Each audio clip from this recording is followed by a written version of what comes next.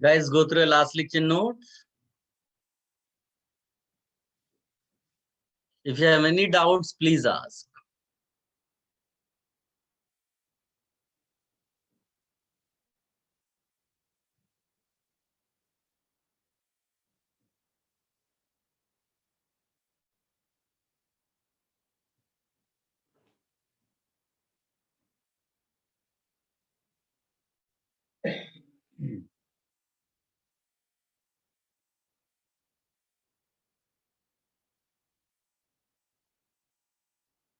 Guys, go through your last lecture notes.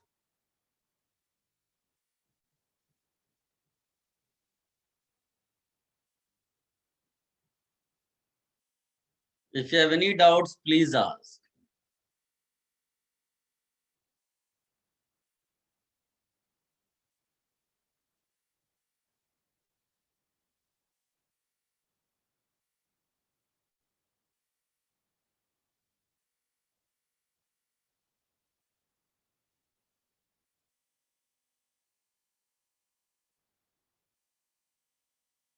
No doubt. Should I tell you about the next application? Yes, sir. So all of you write another heading. अभी हमने 3-4 lectures मेरे ख्याल से हमने acidic strength वाले application पे दिया. सो I believe वो काफी कुछ आपको आ गया होगा. फिर अभी प्रॉब्लम्स का डिस्कशन करेंगे बुकलेट से, तो आपको ज्यादा क्लैरिटी होगी. सर पेपर सेंड करना ना, क्वेश्चन पेपर. कौन सा पेपर? कल जो हुआ ना. मेरे पास नहीं बेटा, आप ब्रांच मैनेजर से ये सब चीजें मांगो. अच्छा.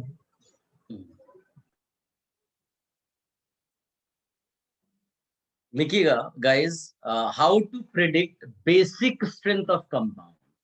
अगर आप देखो एसिडिक स्ट्रेंथ में भी हम लोगों ने इसी तरह का डिस्कशन किया है, तो सेम मैनर में, बिकॉज अपने को प्रॉब्लम सॉल्विंग स्किल डेवलप करनी है, उसके लिए ये सब करना है.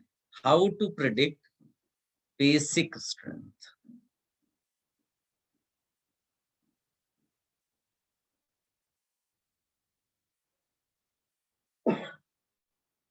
This is another application. किस चीज का? हम लोगों ने जब रेजोनेंस और इंडक्टिव फिनिश किया, तो उसके एप्लीकेशंस में how to predict basic strength.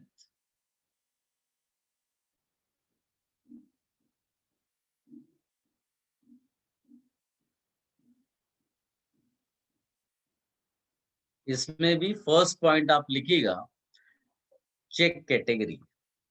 Can you recall? ऐसा हमने एसिडिक के लिए भी किया था. Because once you know it is the race between human and tiger, forget about the exceptional case. In most of the cases winner किसको हमें बोल देना है? टाइगर को. तो सेम मैनर में यहाँ पर, हाँ सेम मैनर में यहाँ पर भी कैटेगरी अगर डिफरेंट मिलता है, तो एक्सेप्शनल बिहेवियर जो हम अलग से पढ़ रहे हैं उसको छोड़ दो. तो जनरलाइज्ड वे में जब जाएंगे, तो जो कैटेगरी में विनर होगा उसी को हम ज्यादा बेसिक बोल देंगे. एंड बिलीव मी, ये हमने पहले से कर रखा है. Because every time for acidic strength we wrote conjugate base, तो वही समझ लो आपको वापस मिल गया. जैसे carbon having negative charge lone pair, nitrogen having negative charge lone pair, oxygen having negative charge lone pair, fluorine having negative charge lone pair. इसी तरह से ग्रुप में आप मूव कर सकते हो. ये केवल एग्जांपल है, आप किसी भी ग्रुप या पीरियड में इसी तरह का एक्सप्लेनेशन दे सकते हो. आप याद भी कर सकते हो, बट एक बार आप कम से कम एक्सप्लेनेशन सुन लो. वो आपसे पूछते नहीं है कि व्हाट इज द एक्सप्लेनेशन, वो आपसे सीधे सीधे इसमें बेसिक स्ट्रेंथ ऑर्डर पूछेंगे. तो अगर आप जो है बेसिक स्ट्रेंथ ऑर्डर ये कैटेगरी वाइज याद भी रख लेते हो तो कोई इशू नहीं है उसमें, बट एक बार आप सब पहले सुन लो. सो इधर से इधर जब जाएंगे तो बेसिक स्ट्रेंथ बढ़ जाता है. That means carbon having negative charge is much more basic. ये याद रखना है. और when you move from here to here, आपका बेसिक स्ट्रेंथ बढ़ जाता है. ठीक है? As I told you that in a group because of the drastic change in size decides the answer. तो इसमें हम लोग क्या बोल देते हैं कि जितना साइज बड़ा हो जाता है एटम या आयन का, तो उतना वो जो नेगेटिव चार्ज है वो क्या हो जाएगा, डिस्पर्स्ड हो जाएगा। डिस्पर्स्ड अगर हो गया, डिस्पर्स्ड हो गया तो लेस डेंस हो जाएगा, less dense, and less dense का मतलब हो जाएगा less basic. Is it clear? जितना साइज बड़ा हो गया इस NiN का, उतना नेगेटिव चार्ज डिस्पर्स्ड हो गया, और लेस डेंस, स्टेबल। तो वो लेस बेसिक हो जाएगा। ये सिंपल सी चीज है, इसीलिए आपका I माइनस हमने लेस बेसिक है। तो ये आंसर कौन सा आंसर, क्या एक्सप्लेनेशन इसके लिए? Size. Size is the dominating factor. But वो साइज में चेंज इधर नहीं आता, पीरियड में उतना चेंज नहीं आता जितना आपको यहाँ ड्रास्टिकली चेंज दिखाई देगा। तो यहाँ पर जो डोमिनेटिंग फैक्टर है वो है electronegativity. What is the factor? Electronegativity. हाँ, तो आप ध्यान से सोचो, इलेक्ट्रोनेगेटिविटी का क्या मतलब? इलेक्ट्रोनेगेटिविटी का मतलब होता है कि that ion will be able to hold negative charge. जितना ज्यादा इलेक्ट्रोनेगेटिव होगा उतना वो नेगेटिव होल्ड करेगा, जितना कम इलेक्ट्रोनेगेटिव होगा उतना वो नेगेटिव होल्ड नहीं कर पाएगा। नहीं कर पाएगा तो दूसरे को देना चाहेगा। दूसरे को किसको देगा? सामने एसिड होता है उसको देगा। यानी कि एसिड इसके बारे में क्या ओपिनियन बनाएगा कि सिंस ये इलेक्ट्रॉन अपने उस एसिड को दे रहा है तो ये ज्यादा बेसिक हुआ। जो लेस इलेक्ट्रोनेगेटिव है उसके ऊपर अगर नेगेटिव चार्ज होगा तो that will be more basic. तो यही पर हम लिख सकते हैं कि जितना इलेक्ट्रोनेगेटिव ज्यादा हो जाएगा उतना वो वाला नेगेटिव एनायन जो होगा वो लेस बेसिक हो जाएगा। तो यहाँ पर आंसर इलेक्ट्रोनेगेटिविटी, यहाँ पर जो एक्सप्लेनेशन है वो है साइंस। बाकी आप अगर ये ना भी लिखें तो भी चलेगा, आप ये याद रख सकते हैं जो मैंने आपको ये ऑर्डर बताया। कॉपी कर लो।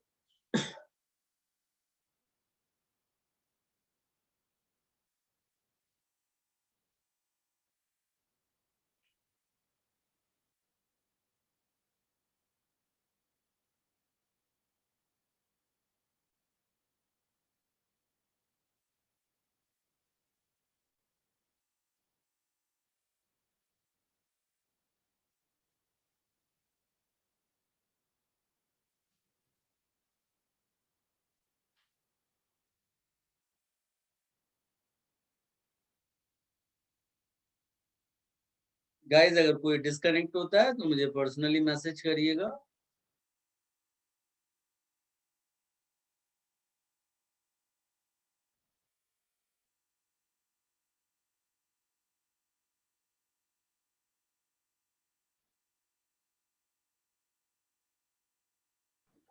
सर जो मोर इलेक्ट्रोनेगेटिव है उधर नेगेटिव चार्ज आपने ऐसा क्यों लिखा है? उधर होल्ड के लिए लिखा है कि मोर होल्ड? नहीं नहीं, मोर इलेक्ट्रोनेगेटिव हो या लेस इलेक्ट्रोनेगेटिव हो, सब पे नेगेटिव होगा, नेगेटिव चार्ज होगा तभी उसको बेस बोलेंगे, ऐसा। अच्छा, thank you.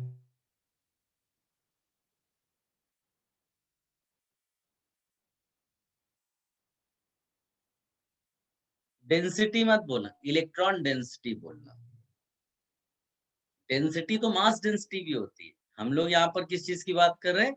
Electron density.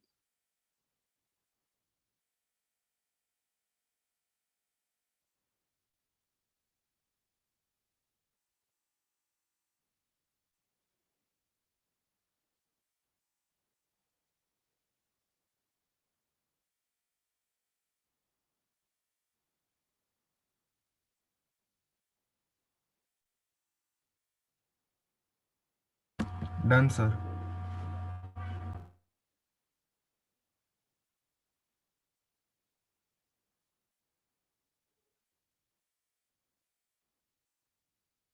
Guys, like in acid also we wrote different cases, जैसे फिनॉल्स किया था हमने, कार्बोक्सिलिक एसिड में बेंजोइक एसिड किया था। तो here also will do few important cases. और उसके पहले एक जनरलाइज्ड नोट लिख दो कि अगर मान लीजिए आपके पास टाइम कम है, रिवाइज करना है, तो आप इसके बाद वाली चीज नहीं भी रिवाइज करेंगे तो भी चलेगा, क्योंकि आपको कॉन्सेप्ट आना चाहिए। तो सेकेंड पॉइंट से पहले एक छोटा सा नोट डालिएगा। इफ कैटेगरी इज सेम, मान लीजिए कि दो ह्यूमन रेस कर रहे हैं आप उसमें, तो फिर क्या करें? If category is same, then check factors. Factors. Yes, very good. Then check factors like mesomeric effect, inductive effect,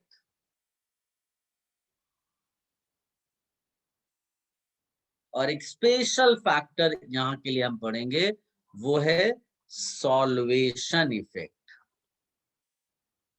solvation effect, और सॉल्वेशन इफेक्ट जो पढ़ते हैं वो हम पढ़ते हैं फॉर एमाइंस।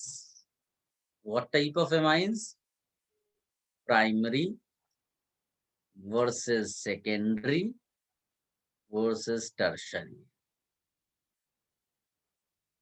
ये आप लिख लेना, ये एक स्पेशल चीज है, ये हमने पहले सर नहीं। जो जो आपने मेसेमेरिक और इंडक्टिव बोला तो उसका ये है ऑर्डर है या कैसे भी चलेगा? ऑर्डर तो नहीं है, लेकिन आप पहले मेसोमेरी की चेक करते हो। हाँ, मोस्टली हम मेसोमेरिक चेक करते हैं पहले। और सॉल्वेशन लास्ट ना, मतलब अमाइंस के लिए। नहीं, जो वीक फैक्टर्स होते हैं उसमें कभी कभी कोई ऊपर नीचे हो जाता है। सॉल्वेशन इफेक्ट तो लिमिटेड है ना, खाली एमाइंस के लिए। तो वो हाँ, ना भी लिखते तो हम अलग से कर सकते थे, वो तो मैंने ऐसे ही लिखा दिया। मेन कौन से दो फैक्टर्स है? मेसोमेरिक है, इंडक्टिव। मेसेमेरिक Inductive inductive. effect. सबने लिख लिया? यस।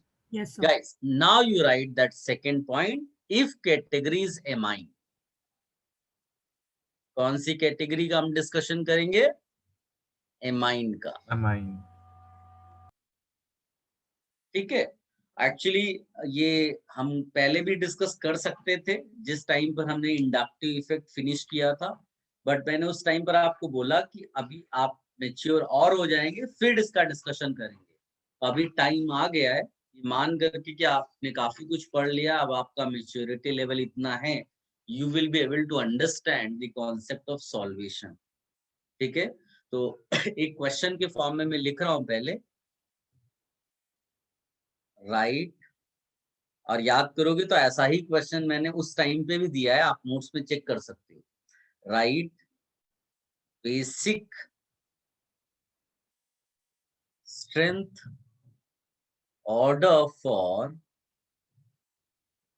CH3 NH2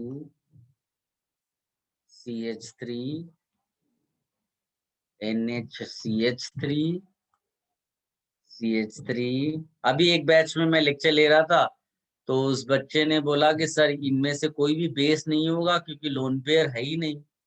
तो लोन पेयर नहीं है का ये मतलब नहीं है कि वहां पर जो लिखा नहीं गया है, पर ये बाय डिफॉल्ट नाइट्रोजन पे लोन पेयर है। समझे ना, जरूरी नहीं कि पेपर पे वो पेपर सेटर लोन पेयर बना कर दे, वो मानकर चलता है कि आपने केमिकल बॉन्डिंग पढ़ी हुई है एंड यू नो कि किस तरह से लोन पेयर या बॉन्ड पेयर डिस्ट्रीब्यूट करते हैं।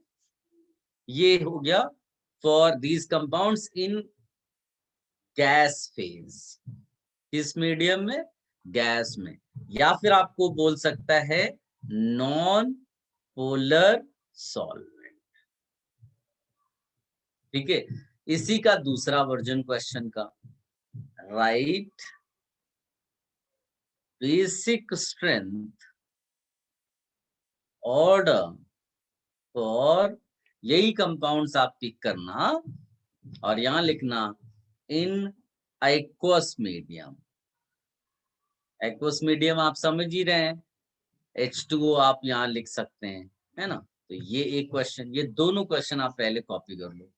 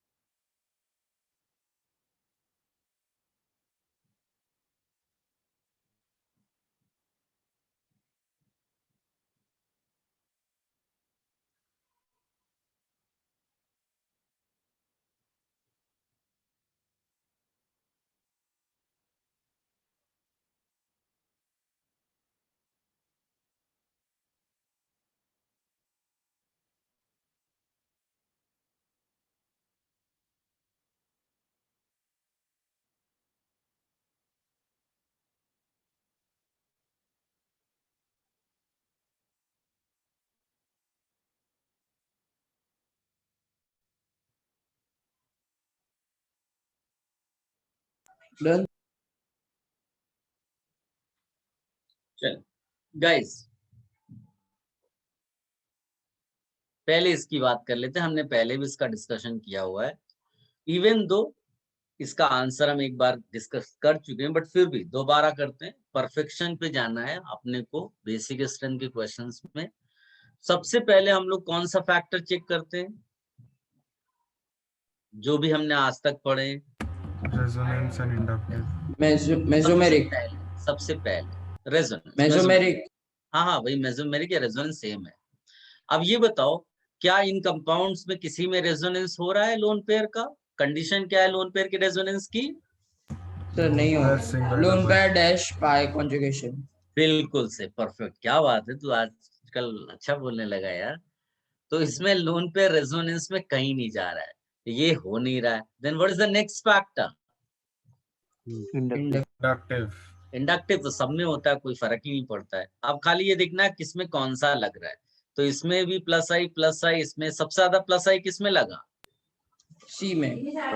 तो आप you will say maximum electron density.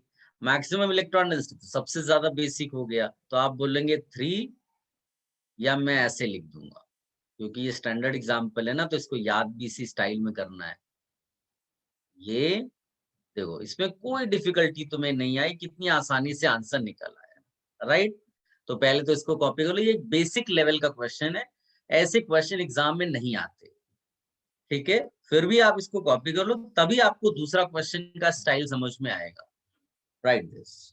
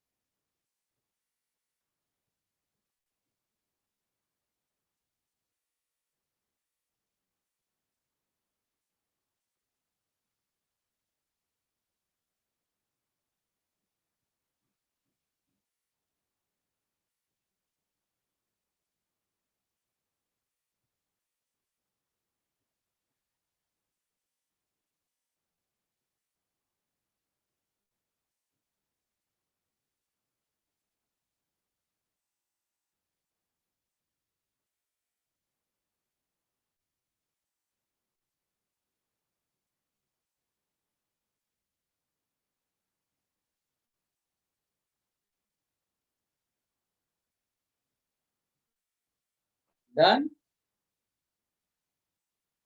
Yes sir. Yes. Guys अब आते हैं इस पे।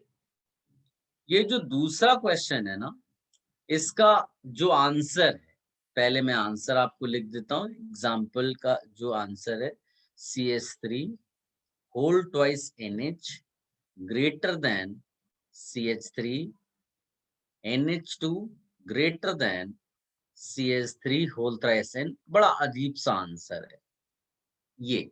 और अगर मैं मिथाइल के बदले इथाइल डाल दूं तो ऐसा थोड़ा सा चेंज होता है इसमें, होल थ्राइस N वाला थोड़ा पहले आ गया।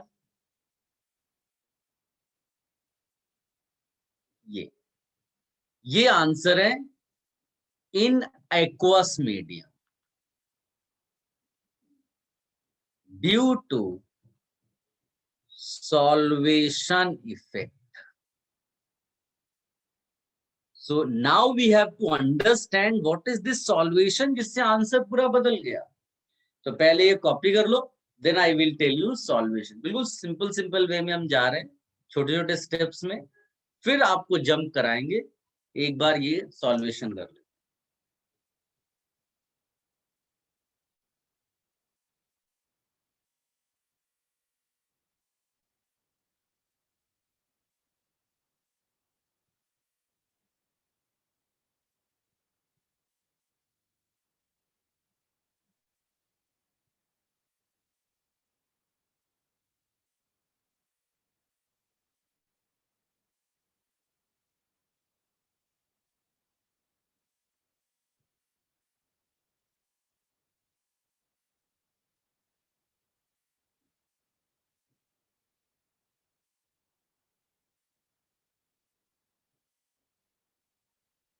सर इसमें सॉल्वेशन इफेक्ट किस में हुआ है? अभी वही सब बताने जा रहे हैं। अभी तो केवल आंसर लिखा है मैंने। Have you sir copied? जो अपने C2H5 लिखा वो किधर से आया? CH3 थे ना? नहीं, मैंने ये कहा कि अगर मैंने ये मिथाइल जो लगे डले हुए हैं इनके बदले इथाइल कर दिया तो आंसर में हाँ। हल्का चेंज आता है, वो दिखाया मैंने यहाँ। Sir Should I change this? Page बदल दो। यस चल, सो अब आते हैं व्हाट इज सॉल्वेशन पे। गाइस ध्यान से देखना आप। If I right one equation CH3 NH2 plus H2O, so CH3 NH2 because it is base, it will accept H plus by this H2O, so it will get converted into this। दो H तो पहले से थे, एक H और आया और साथ में प्लस लाया और इससे OH माइनस बाहर हो गया। Is it clear? Yes sir. Similarly, if I write CH3 NHCH3, इसमें भी H2O डाल दो एंड इसमें भी उसी तरह से H प्लस एक्सेप्ट करेगा वो। आप बोलोगे कि इसमें एक H तो पहले से ही था, एक और आ गया और यहाँ प्लस आ गया, ये OH माइनस आया। फिर थर्ड वाला लेते हैं, इसमें पहले से कोई भी, सबके पास लोन पेयर है, कोई ड्रॉ करे नहीं करे वो बाय डिफॉल्ट है। पिछली बैच में लोगों ने परेशान कर दिया इस चीज को लेकर के बार बार। तो आप माइंड में भर लो क्या लोन पेयर वहां था तभी तो वो H प्लस एक्सेप्ट कर रहा है। इसके पास एक भी H पहले से नहीं था, एक आया, ये प्रोसेस हो गया। खास बात ये है कि यहाँ पॉजिटिव चार्ज, पॉजिटिव, ये सब में प्लस है यानी आयन है, तो तुरंत वाटर मॉलिक्यूल बिकॉज वो पोलर है वो इसको सराउंड करेगा। इसी को कहते हैं सॉल्वेशन। सब में सॉल्वेशन होगा। वाटर है इसलिए उसको हाइड्रेशन भी नाम दे सकते हैं, सब में सॉल्वेशन होता है। तो व्हाट इज सॉल्वेशन? सॉल्वेशन का मीनिंग यहाँ पर ये है, ion gets surrounded by solvent molecules, ion gets surrounded by solvent molecules। क्या इतनी चीज समझ में आई? Yes sir. ठीक है, ion gets surrounded by solvent molecules. अब सॉल्वेशन यानी कि मॉलिक्यूल जो सॉल्वेंट का है वो इसको सराउंड करके करता क्या है, वो इसको सराउंड करके इसको स्टेबलाइज कर देता है। हाउ? जैसे ही वाटर की लेयर इसको सराउंड करेगी, now this cation will not be able to give its H plus, और अगर H प्लस नहीं देगा तो ये वापस इधर बैकवर्ड वाले रिएक्शन में नहीं जाएगा, यानी ये यहीं पर रुक गया। और जितना ये यहाँ रुकेगा उतना ये प्रोसेस ज्यादा फॉरवर्ड जाएगा। ज्यादा फॉरवर्ड का मतलब है ज्यादा OH माइनस मिलेगा। इसका मतलब है कि CH3NH2 ज्यादा बेसिक हो जाएगा। कोई भी मतलब जिसका भी सॉल्वेशन ज्यादा होगा, जिसके भी कैटायन का, कैटायन स्टेबलाइज हो जाएगा, वहीं रुक जाएगा। प्रोसेस का मतलब ज्यादा फॉरवर्ड जाएगा। क्या इतना समझ में आया? हाँ सर। ठीक है, तो इसका मतलब है ये जो मैंने यहाँ स्टेटमेंट लिखा, इसको लिख सकते हैं दिस इम्प्लाइज, जो अमोनियम है, सब में मैं अमोनियम बोल रहा हूँ, भले ही वो NH4 प्लस होता है बट सारे एमाइन से तो मैं अमोनियम कैटायन वर्ड लगा रहा हूँ। तो ये ज्यादा स्टेबल हो जाएगा, और अगर ये ज्यादा स्टेबल होगा तो रिएक्शन किस डायरेक्शन में जाएगी? फॉरवर्ड। फॉरवर्ड डायरेक्शन में। जिसकी तरफ ज्यादा स्टेबल होगा उधर की तरफ डायरेक्शन में भागेगी रिएक्शन, जिसको आप बोलेंगे प्रोसेस। रिएक्शन नहीं भी बोलेंगे तो प्रोसेस बोल दो, डिसोसिएशन। फॉरवर्ड, फॉरवर्ड का मतलब हो जाएगा एमाइन मोर क्या हो डिसोसिएट। जाएगा? मोर डिसोसिएट। हाँ, मोर इसीलिए बेसिक। तो उसको मोर बेसिक बोलेंगे। इतना सबको समझ में आया? Yes sir. अब पहले इतना कॉपी कर लो। अभी मैंने ये नहीं बताया किसका सॉल्वेशन ज्यादा होगा, मैंने खाली इतना बताया जिसका भी होगा ये पॉइंट वैलिड हो जाएगा। सर सराउंड होने के बाद क्या होगा, नहीं समझा।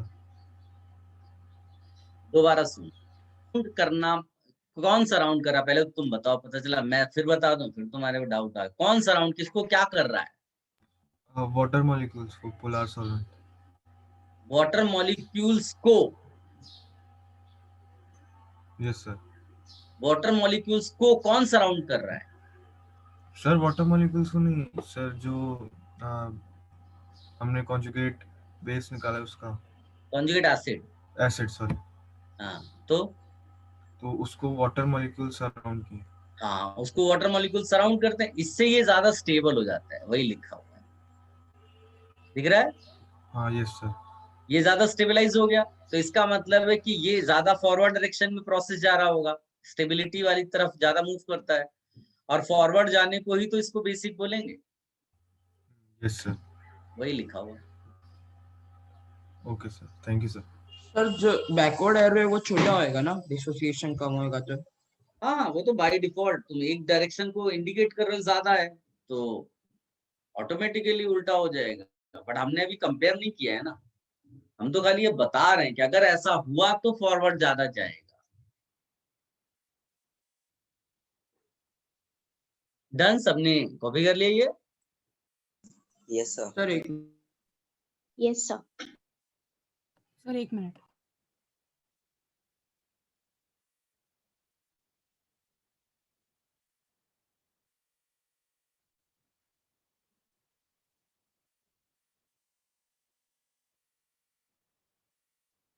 गाइस आप लोग खूब सारी प्रॉब्लम सॉल्व करिए, देखिए मैं अपनी तरफ से आपको खूब अच्छी चीजें करा रहा हूँ, मैं जान लगा रहा हूँ आपके खूब मार्क्स आए, आपके मार्क्स आएंगे तभी मेरा नाम होगा। आपको खूब सारे प्रॉब्लम्स करने, इसमें दोनों का फायदा है, आपका फायदा ज्यादा है, तो आप प्लीज खूब सारे प्रॉब्लम्स करिएगा, बुकलेट को छोड़ना नहीं है, लेक्चर मिस नहीं कर देना है, क्योंकि लेक्चर में बहुत सारी चीजों का डिस्कशन होता है। फिर प्रॉब्लम क्या हो जाता है कि जब आप लेक्चर मिस कर देते हैं और सीधे क्वेश्चंस पूछते हैं बुकलेट के, तो फिर मेरे पास कोई ऑप्शन नहीं रहता है, मैं केवल ये बोलता हूँ आप रट लो, जबकि क्लासरूम में मैं हर एक छोटी से छोटी चीज का एक्सप्लेनेशन आपको दूंगा, ठीक है? हाउ वाज द पेपर जो एमटी आप एमटी नहीं हुआ ना शायद अभी, तो वो टॉपिक वाइज टेस्ट कैसा पेपर टॉपिक गया? वाइज टेस्ट सर हाउ अच्छा वाज था, अच्छा एक था क्वेश्चन सर। नहीं है, बाकी अच्छा था। आप उस पेपर हाँ को सर, एनालाइज एक कर क्वेश्चन। लेना, हर एक बच्चा पेपर इजी हो या डिफिकल्ट हो, है ना, आप पेपर को एनालाइज करो, कैसे? हर क्वेश्चन लिखो एक फाइल में या क्वेश्चन चिपका दो उसमें, और उसके नीचे लिखो my answer, my explanation, correct answer, correct explanation. फिर जब भी आपका डाउट सेशन वगैरह हो, किसी क्वेश्चन को लेकर के आप कंफ्यूज्ड हो, डिस्कशन चाहते हो, वो आप उस टाइम पर पूछ लेना, बट एनालाइज द पेपर, ठीक है? आप अपनी प्रिपरेशन वैसी ही रखना जो अभी आप कर रहे थे, पेपर इजी हो गया आपके लिए कोई फर्क नहीं पड़ता, ठीक है? कभी भी वो यस सर। डिफिकल्ट भी हो सकता है, और सब रिलेटिव है, इसलिए आप मेहनत करते रहना। सर जो वो बोलो बोलो। प्लेनर वाला एक क्वेश्चन है वो हो रहा नहीं, मतलब प्लेनर कैसे मुझे करना नहीं है? मालूम है बेटा, वो जब भी डाउट सेशन होगा तो वो क्वेश्चन भेज देना, फिर पूछ लेना, ठीक है? मैंने दूसरे बैच के लिए भी यही चीज बोली है। और हम लोग क्योंकि अभी एमटी के हिसाब से आप लोग प्रिपरेशन करोगे, तो हमारा मेन वही रहेगा कि एमटी के आसपास से जो रिलेटेड क्वेश्चंस होंगे आप वही पूछना डाउट सेशन में भी, बाकी थियरी पार्ट हम लोग फिनिश करते रहेंगे, फिर जैसे ही एमटी हो जाएगा फिर आप एक्सरसाइज 5, 6 वगैरह करके फिर डाउट सेशन में उनका डिस्कशन करेंगे, ठीक है? उससे पहले आप जबरदस्ती इधर उधर मत सॉल्व करना, और थोड़ा बहुत मान लीजिए नया भी आया क्वेश्चन तो आप अपने दिमाग से उसको कर लेना, छोटी छोटी चीजें, जैसे लास्ट बैच में किसी ने बोला सर कार्बोकैटायन का स्टेबिलिटी पूछा है, तो मैंने बोला क्या, मैंने बोला कि मैंने तुम्हें जनरलाइज्ड में बताया है कि किसी भी चीज की स्टेबिलिटी चेक करना हो तो उसका डिस्पर्जन चेक कर लो, प्लस है तो प्लस डिस्पर्स्ड होना चाहिए, माइनस है तो माइनस डिस्पर्स्ड होना चाहिए, जिस चीज की भी स्टेबिलिटी निकालनी है वो डिस्पर्स्ड होगा, then system will be more stable। तो अब कोई नया भी चीज आ जाए तुम्हारे पास किसी भी चीज के लिए, कि चार चार ह्यूमन दिए हुए हैं, उनके पैसे दिए हुए हैं, बोला बताओ ज्यादा स्टेबल कौन है, तो जिसका पैसा डिस्पर्स्ड हो जाएगा, कम हो जाएगा, वो ज्यादा स्टेबल हो जाएगा, कितनी सिंपल सी चीज है। तो ये छोटी छोटी चीजें जो आपको बताते हैं उसको हाईलाइट करते रहिएगा, कि नई चीज आई फिर भी आपको बेसिक नॉलेज के बेसिस पे अपना दिमाग लगाया और फिर सॉल्व कर लिया। चलिए, तो मैं अब आपको बता रहा हूं कि किसका सॉल्वेशन ज्यादा होगा। तो let's take that first example. ये कैटायन है पहले वाले केस का, दिख रहा है। अब वाटर इसको सराउंड करेगा, तो इस वाले एग्जांपल में ये H है, इसका मतलब वाटर का ऑक्सीजन इसके पास आएगा एंड एक हाइड्रोजन बॉन्डिंग बन जाएगी। क्या ये समझ में आया हाइड्रोजन बॉन्डिंग वाटर वाली? Yes sir. Because of that हम इसको बोलते हैं कि वाटर लेयर बना दिया। बताइए किस केस में वो पहली लेयर ज्यादा बनेगी, मतलब ज्यादा अमाउंट में वहां पर नजर आएगा आपको? किसके कैटायन में? प्राइमरी एमाइन, सेकेंडरी एमाइन या टर्शियरी एमाइन? सर फर्स्ट वाला। प्राइमरी इसमें ये प्राइमरी ज्यादा चांसेस प्राइमरी। है। प्राइमरी क्यों? सर ज्यादा H है तो हाइड्रोजन Yes, बॉन्डिंग both ज्यादा number होएगा। of hydrogen atoms, it is more capable of forming hydrogen bond. हम लोग हाइड्रोजन बॉन्डिंग इसके CH3NH2 का नहीं चेक कर रहे हैं, कैटायन का, क्योंकि कैटायन सॉल्वेट हो रहा है यहाँ पर रिलेटिवली। तो सबसे ज्यादा इसका, यानी हम इसको लिखेंगे कि यहाँ पर सॉल्वेशन ज्यादा है। और ज्यादा सॉल्वेशन से वो कंपाउंड, उसका पेरेंट क्या हो जाता है? एमाइन क्या हो जाता है? Basic, basic. More basic.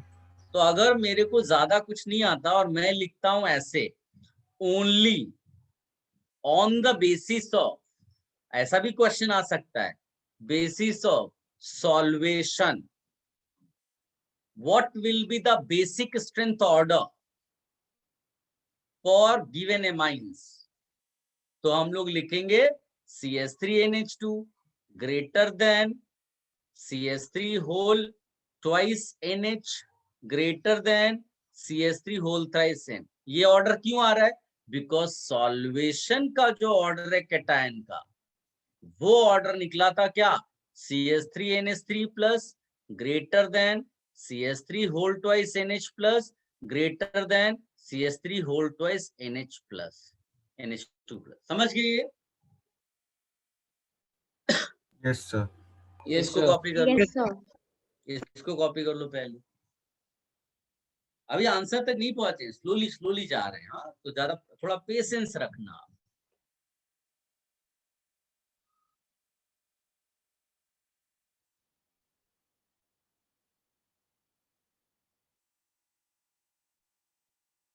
And lectures miss नहीं करने। हाँ, मैं बार बार बोल रहा हूँ, लेक्चर्स में बहुत सारा डिस्कशन होता है।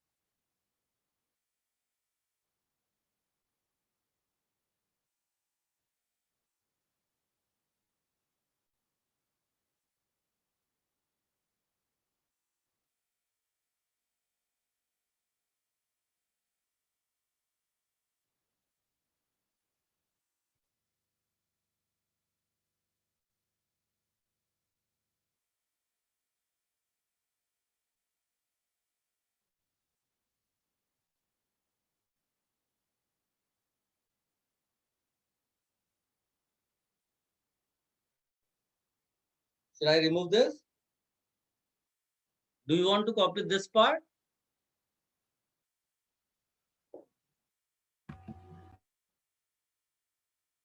और वो हाईलाइट कर देना ये चीज कि since in this cation you have 3 hydrogens, so more hydrogen bonding, here you have 2 hydrogens, so less hydrogen bonding, here you have only 1 hydrogen, so least hydrogen bonding। ये सब करके फिर आप दिखाना है कि सॉल्वेशन का ऑर्डर ये है, and then you can copy this part also। Done.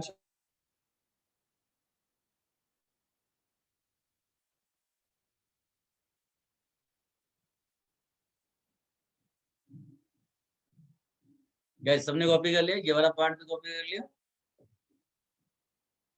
1 minute, sir.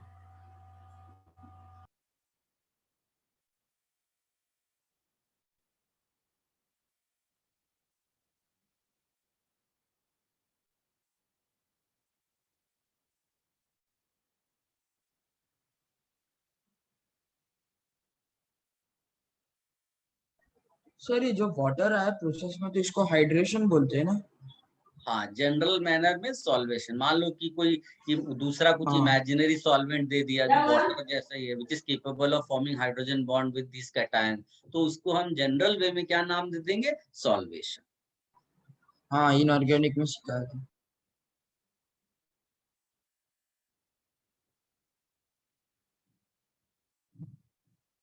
Should I change this? Yes sir.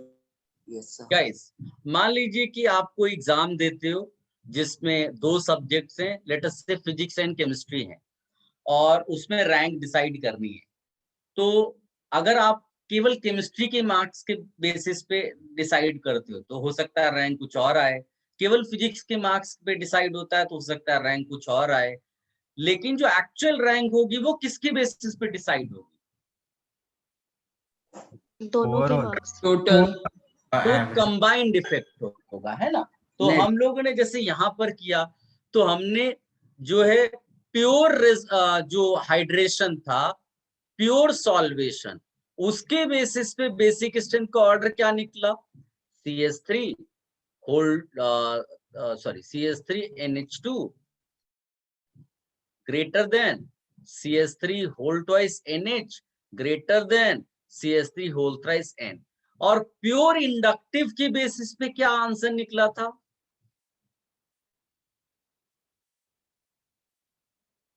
CH3 whole thrice N greater than CH3 whole twice 2 NH greater than। ये greater। समझ में आया क्या? हाँ sir. अब ये बताओ, gas phase में प्योर इंडक्टिव वर्क करेगा, प्योर हाइड्रेशन वर्क करेगा, या दोनों वर्क करेगा? Gas Pure Pure inductive. Inductive. Pure inductive, लेकिन वाटर में क्या वर्क करेगा? प्योर इंडक्टिव, प्योर हाइड्रेशन, और बोथ? Sir pure hydration. दोनों। Pure. दोनों वर्क करेंगे। भाई इंडक्टिव तो परमानेंट होता है, वो गायब थोड़ी ना हो जाएगा। तुम्हारे पास एक्स्ट्रा फैक्टर आ गया तो अलग बात है, बट वो जो इंडक्टिव इफेक्ट है वो तो हमेशा ही वर्क करता था। इसका मतलब है नाउ इन एक्वस मीडियम, या फिर हम बोले वाटर में, जो आंसर होगा वो किसके बेसिस पे डिसाइड होगा? बोथ हाइड्रेशन और inductive. Decided by both factors. अब देखो, जब भी बोथ, मान लीजिए कि कोई एक ऐसा बच्चा है जिसके केमिस्ट्री में बहुत अच्छे मार्क्स हैं, फिजिक्स में बहुत ही खराब है, किसी बच्चे के फिजिक्स में मार्क्स बहुत अच्छे हैं, केमिस्ट्री में बहुत खराब है, कोई एक ऐसा बच्चा है जिसके दोनों सब्जेक्ट्स पे मॉडरेट मार्क्स हैं, बताइए बेनिफिट सबसे ज्यादा किसको होगा रैंक में? Moderate. मॉडरेट Moderate वाला। marks। तो आप देखो, ये एकदम वही वाला आंसर है। ये सेकेंडरी वाला जो है ये बीच में, इसको दोनों तरफ से बेनिफिट मिल रहा है, इसीलिए तुम देखो सेकेंडरी वाला सबसे ज्यादा बेसिक है, चाहे मिथाइल वाला हो चाहे इथाइल। क्या समझ में आया? Is it clear? Yes, sir. तो इसका मतलब है कि हमने जब भी ये लिया कि बोथ, तो ये जो बीच वाला है वो पहले आ गया। सो आंसर हम लिखेंगे CH3 NH ग्रेटर देन ये। अब आप ये बोल सकते हो कि सर इसको कैसे डिसाइड किया, और ये छोड़ो, इथाइल वाले में आंसर फिर हल्का सा बदल कैसे गया?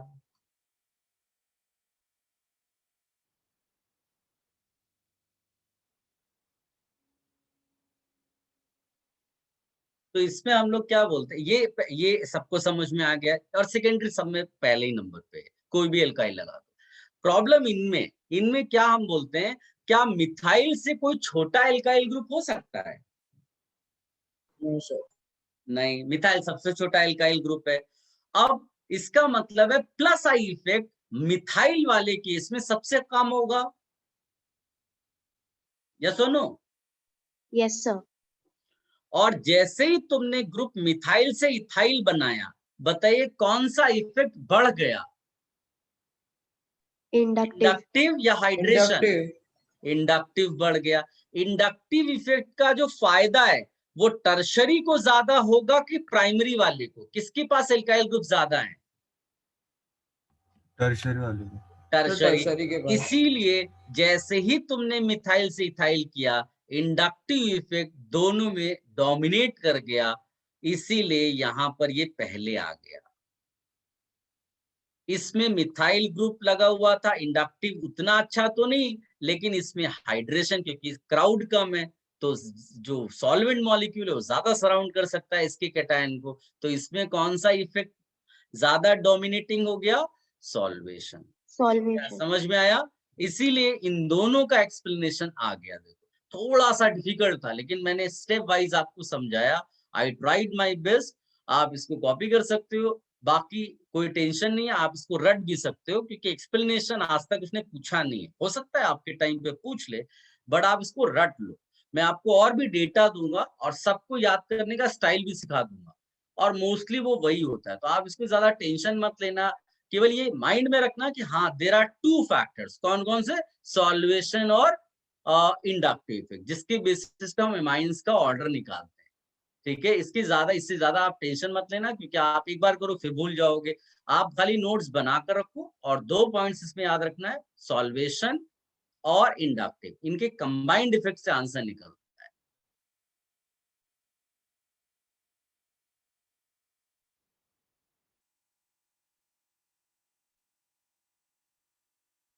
सर बोलो बेटा। सर आपने पहले सॉल्वेशन का एक दिया था ना कंपैरिजन, जिसमें प्राइमरी अमाइन पहले था, फिर आपने इसमें चेंज क्यों किया? नहीं नहीं, ये तो सॉल्वेशन का ऑर्डर ये दिया ना, सॉल्वेशन के बेसिस पे ये आंसर है, इंडक्टिव के बेसिस पे ये आंसर होता है, फिर इनके कंबाइंड इफेक्ट, दोनों के फैक्टर्स के कंबाइंड से आंसर निकलता है, इसलिए आंसर ऐसा बदल गया। तुम शायद क्या डिस्कनेक्ट हो गए थे क्या? हाँ सर, अभी तो बीच में। बताया मैंने। अब मैंने एग्जाम्पल दिया, फिजिक्स मार्क्स और केमिस्ट्री मार्क्स करके, रैंक का कितना सारा एग्जाम्पल घरेलू दिया है।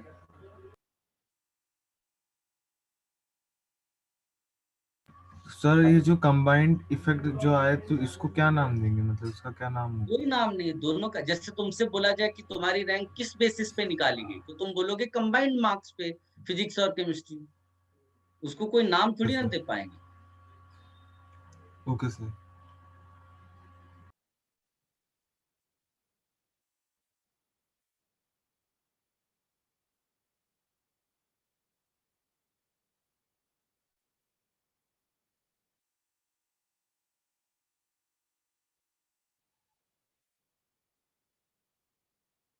लेट मी नो अगर कॉपी हो गया वहां।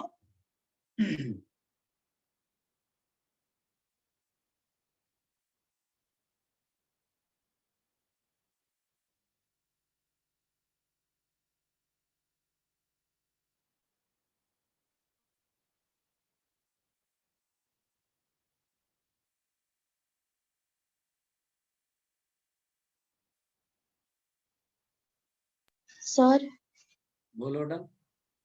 सर इथाइल से कोई भी बड़ा एल्काइल ग्रुप लेंगे तो ऑर्डर ऐसे ही आएगा ना इथाइल के नहीं जैसे? नहीं नहीं, मैं अभी वो समझाऊंगा आपको, आप पहले इतना कॉपी कर लो। Okay sir. If you have any confusion, any doubt, use your mic and ask.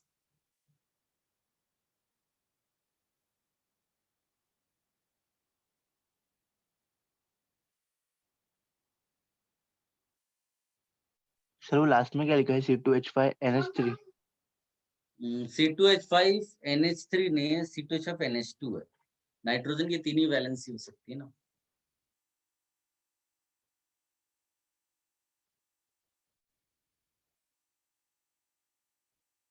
Answer will be decided by combined effect.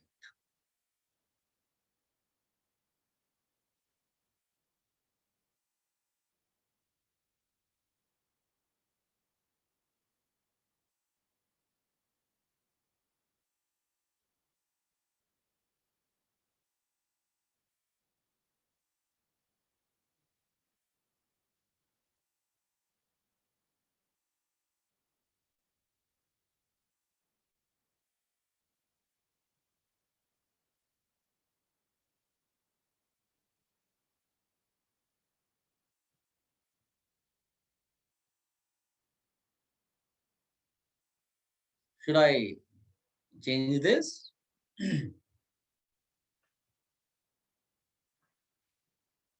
Yes sir. Guys, अगर एग्जाम में कुछ भी नहीं दिया हुआ है तो आप एक्वस मीडियम के हिसाब से ही आंसर निकालना।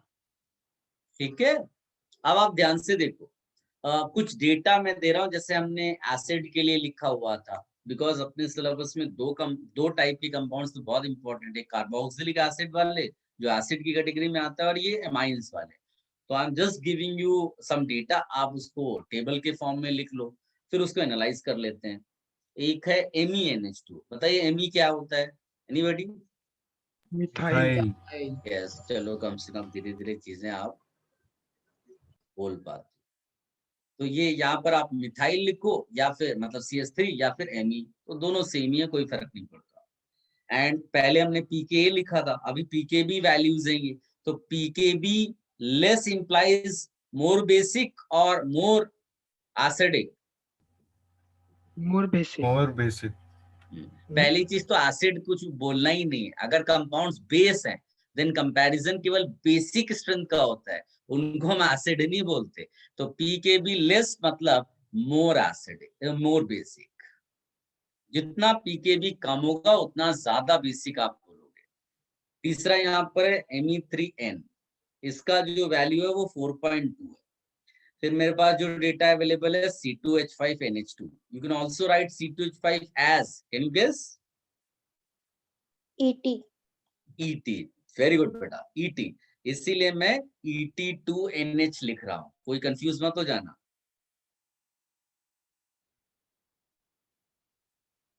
इसका वैल्यू 3.2 है मेरे पास। उसके बाद एक और केस लिख लेते हैं, इससे क्या जनरलाइज करने में हेल्प होगा। CH3 CH2 CH2NH2, ये CH3 CH2NH2 CH3 CH2 CH2 को क्या बोलते हैं बता सकते हो? जैसे उसको Me और ET बोलते हैं, इसको क्या बोलते हैं बोलो? P. Sir ET Me। PR बोलते हैं, प्रोपाइल। PR क्या बोलते हैं? PR, propyl. ये सब लिखाया है बेटा नॉमेनक्लेचर में। यहाँ पर PR3 कर देंगे और इसका वैल्यू मेरे पास 3.7 है। अब आप इसको जरा एक बार एनालाइज करो, इसको देखो, ये वाले पार्ट, बताओ बेसिक स्ट्रेंथ का ऑर्डर क्या होगा?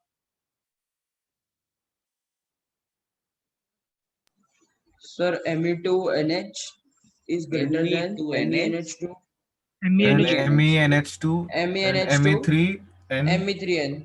हाँ।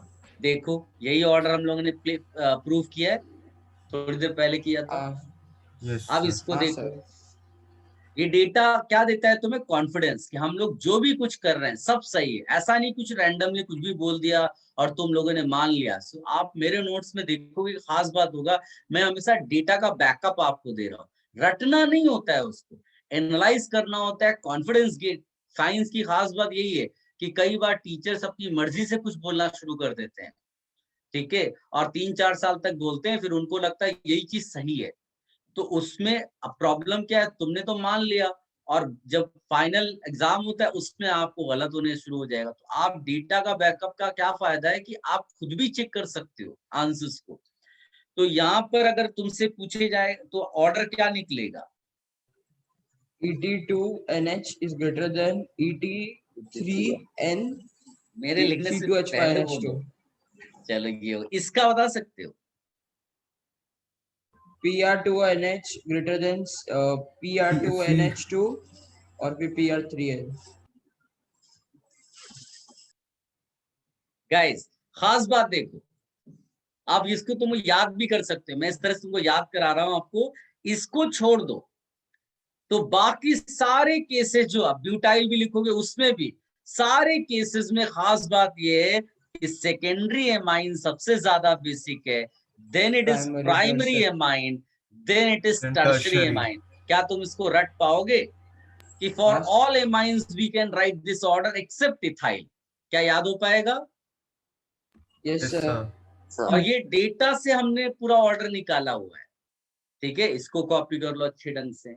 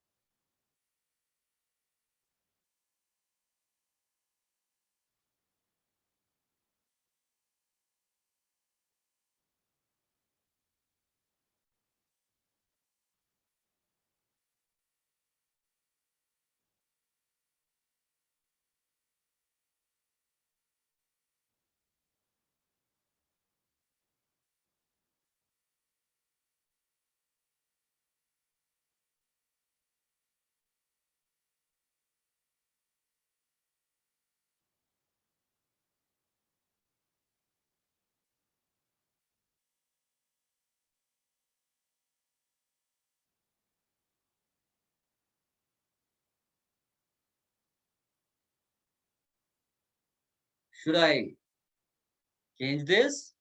If you're any confusion, use your mic.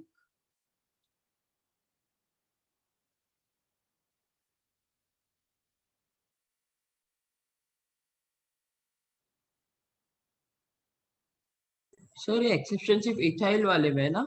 हाँ, बाकी सब एक जैसा ऑर्डर है.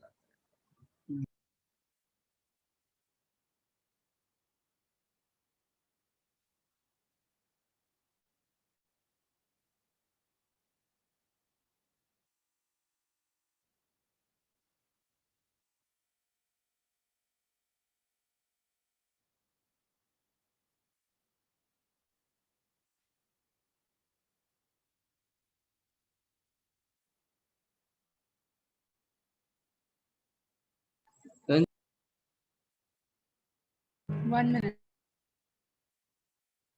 और इन सबको लेके इतना टेंशन नहीं लेना है. देखो मैंने इतना सारा एक्सप्लेन किया आपको, नोट्स आपके बन गए. अब मेन चीज आपको याद रखनी है. What is that? वो सीधे सीधे लिखा है, except ethyl in all other cases the order of basic strength will be secondary greater than primary greater than tertiary. और फिर मान लीजिए क्वेश्चन सॉल्व करते समय कुछ अलग लेवल आया, डिफिकल्टी आई, तो उसका डिस्कशन कर लेंगे. तब तक आप इसको मेंटेन रखना.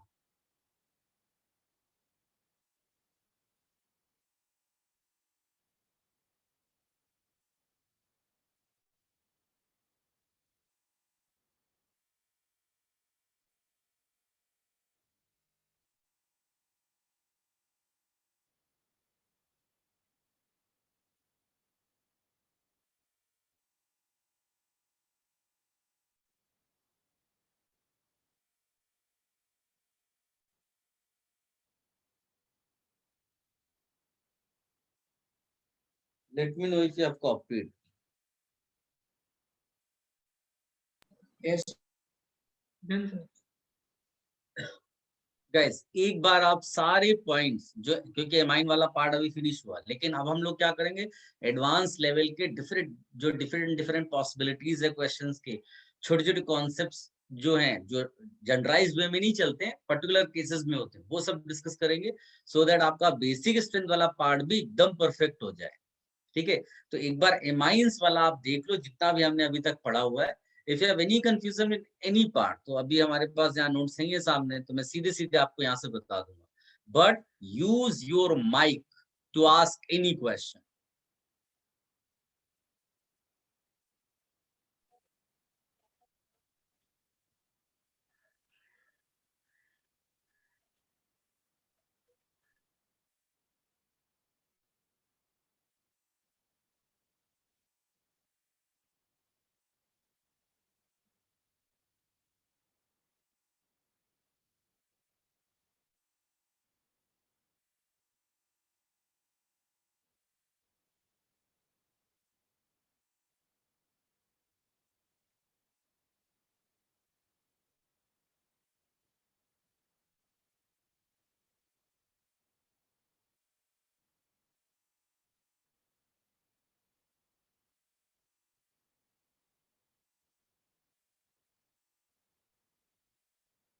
बैठे नहीं रहना है, गो थ्रू करना है. हाँ,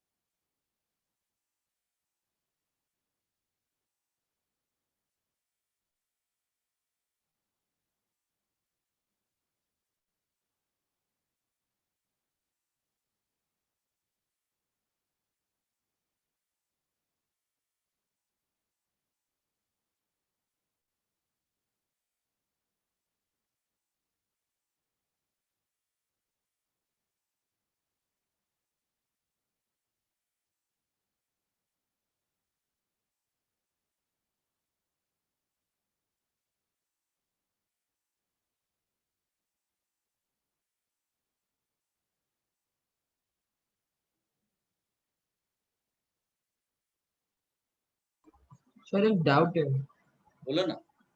पर जनरल डाउट है मुझे, से रिलेटेड है ना, एमाइन से। नहीं मतलब नोट्स के रिलेटेड है। हाँ बोलो। पर सर आपने बोला कि शॉर्ट नोट्स बनाने का, तो अभी मैं रफ में लिख रहा हूँ, तो बाद में फिर जो वापस बुक में लिखूंगा तो उसमें पूरा लिखूं या सिर्फ शॉर्ट नोट्स लिखूं? मुझे नहीं मालूम है कि अभी मेरे ख्याल से आप सारे बच्चे जो यहाँ लिखते हैं ना वो फेयर ही करके चलें, क्योंकि फिर इतना ज्यादा टाइम आपके पास नहीं मिल पाएगा और हर सब्जेक्ट को टाइम देना होता है। उसके बाद अफेयर कर लिया, उसके बाद जब पूरा चैप्टर फिनिश हो जाता है तो आप शॉर्ट नोट्स बना लो, क्योंकि कई सारे कॉन्सेप्ट्स होंगे जो हो सकता है मैं 2 लेक्चर बाद आपको बताऊं और वो यूज यहीं पर होने वाले हों। ठीक है, तो शॉर्ट नोट्स हमेशा चैप्टर फिनिश होने के बाद बन, उसके पहले आप रफ मैनर में शॉर्ट नोट्स तैयार करते रहो हर चीज के, लेकिन उसको फेयर शॉर्ट नोट्स बनाने के लिए पूरा चैप्टर फिनिश होने का वेट करना।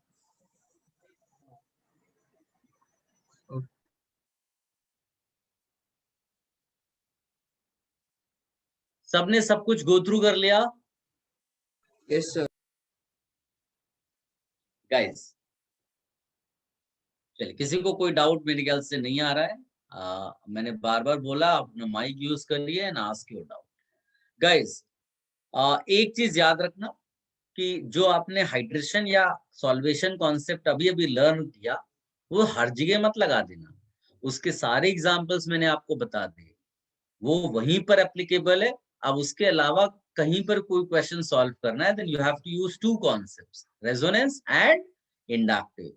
उसके अलावा छोटे छोटे कॉन्सेप्ट्स होते हैं जिनका डिस्कशन अभी हम क्वेश्चंस के फॉर्म में चीजें करेंगे तो अपने आप समझ में आना शुरू हो जाएगा। So I am just giving you a question, you attempt and then I will discuss।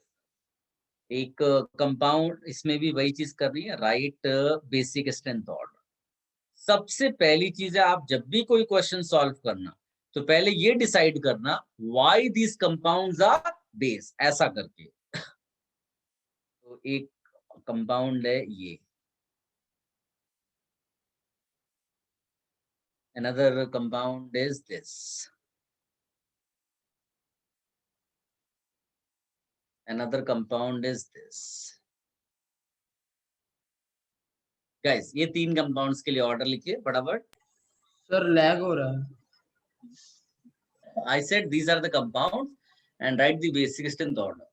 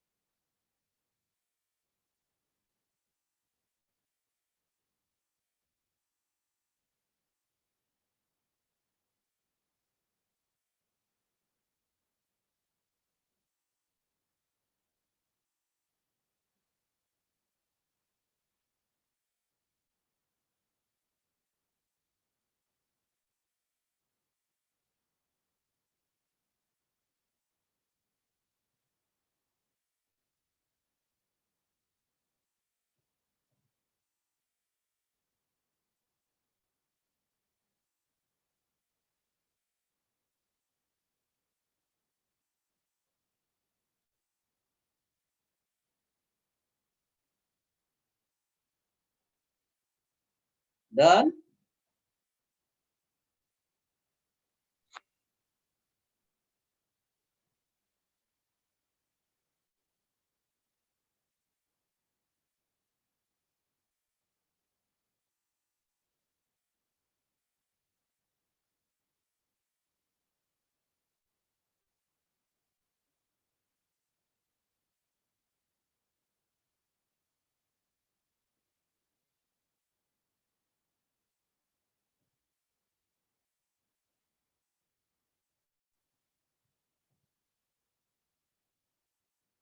Guys, let me discuss this. First of all, these compounds are basic because nitrogen carries lone pair। तो ये सबसे पहले तो ये point आप लिख लीजिएगा, है ना। हर चीज आप लिखिए, ये नोट्स 3 मंथ्स के बाद आपसे बात करनी चाहिए। Since nitrogen carries lone pair, That is why these compounds are basic. Clear? तो हम लोग क्या चेक करेंगे इसमें? Electron density on nitrogen. Simple है, अगर तुम्हारे पास पैसे हैं अकाउंट में और उसकी वजह से तुम रिच हो, तो ये पता करने के लिए कि तुम कितने रिच हो, तुम्हारे अकाउंट में जाकर वो पैसे चेक करने पड़ेंगे। वही चीज यहाँ पर है। यहाँ पर हम लोग नंबर ऑफ लोन पेयर्स नहीं चेक करते, हम इलेक्ट्रॉन डेंसिटी यानी वो कितना डेंस है उस पर बेसिक स्ट्रेंथ निकल आती है। तो क्या ये इसमें से कोई भी लोन पेयर रेजोनेंस में जा रहा है क्या? कंडीशन आपको मालूम है लोन पेयर रेजोनेंस की? नहीं। तो नहीं जा रहा नहीं जा रहा है। इसका मतलब है, यहाँ तो हम लिखेंगे सिंस नो, हो सकता है कहीं और रेजोनेंस हो, हमें कोई मतलब नहीं है। लोन पेयर रेजोनेंस में जा रहा है क्या, वो मैटर करता है। Since no resonance for lone pair, no resonance for lone pair, then how will you decide answer? Inductive. Inductive. Yes, very good. तो by inductive effect will decide answer. अब इंडक्टिव में डिफरेंस देखो, इसके पास difference का एक ethyl है, इसके पास double bond है, इसके पास सिंगल। बताइए ये कौन कौन से ग्रुप माइनस आई वाले होते हैं? मैंने आपको ट्रिपल और रटना डबल सिखाया बॉन्ड है। माइनस आई के। हाँ, ऑल आर ट्रिपल और minus double I except alkyl group and CH3। Negative group. Negative charge group. तो ये दो माइनस आई वाले हो गए, इसका मतलब ये विड्रॉ कर रहा है इलेक्ट्रॉन्स को, तो नाइट्रोजन का इलेक्ट्रॉन डिक्रीज करा दिया। ये वाला इलेक्ट्रॉन दे रहा है, यानी इलेक्ट्रॉन डेंसिटी बढ़ गई। तो बताइए मोस्ट बेसिक कौन होगा? Sir third. सी वाला। थर्ड, है ना? और इन हाँ। दोनों में से किसका इंडक्टिव इफेक्ट ज्यादा अच्छा होता है? कौन विड्रॉइंग ज्यादा है? आप ट्रिपल जाकर bond. Triple bond. Triple bond. Inductive का ऑर्डर देख लो, एक बार याद हाँ। करना है बेटा, क्योंकि वो कोई ऐसा तो है नहीं कि every 2 months that order will change. Order inductive का तो सेम ही रहने वाला है ना। एक बार भी क्वेश्चन में आप यूज कर लोगे तो रट जाएगा, ट्रिपल बॉन्ड का इंडक्टिव ज्यादा अच्छा होता है। तो बस यस। इसकी डेंसिटी ज्यादा डिक्रीज कर गई, इलेक्ट्रॉन डेंसिटी, या मास डेंसिटी नहीं। तो आंसर क्या हो जाएगा? 3 ग्रेटर देन 2 ग्रेटर देन 1। ये आपका बेसिक ऑर्डर हो गया। Any confusion, any doubts, any student?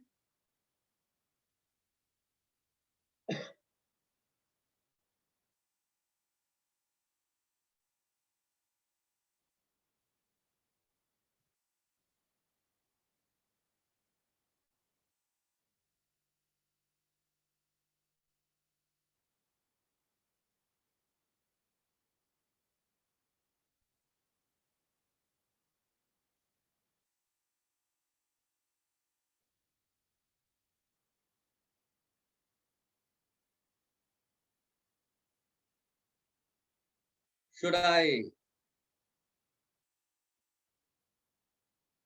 remove this? Yes sir. Sir एक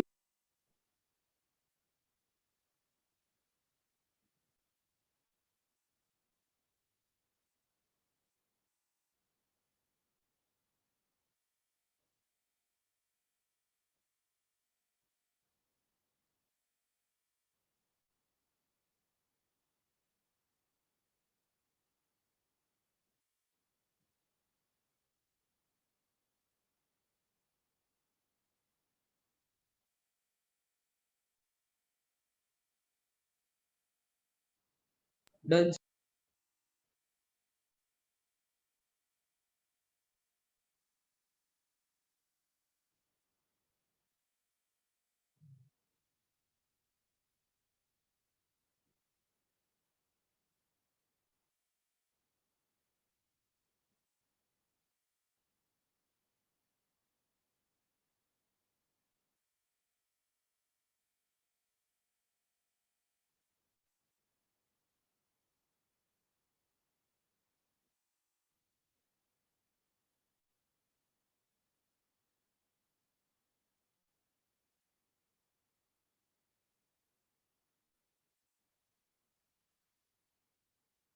बताइए, फटाफट आंसर होते हैं।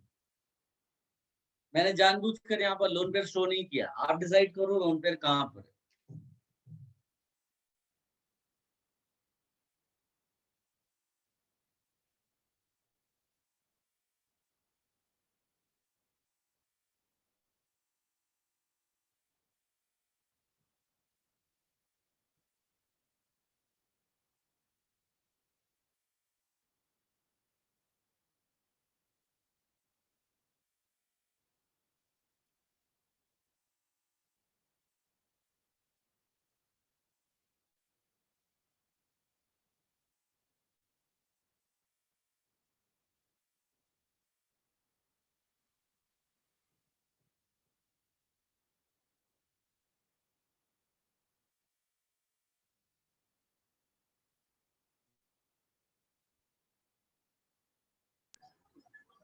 Sir done.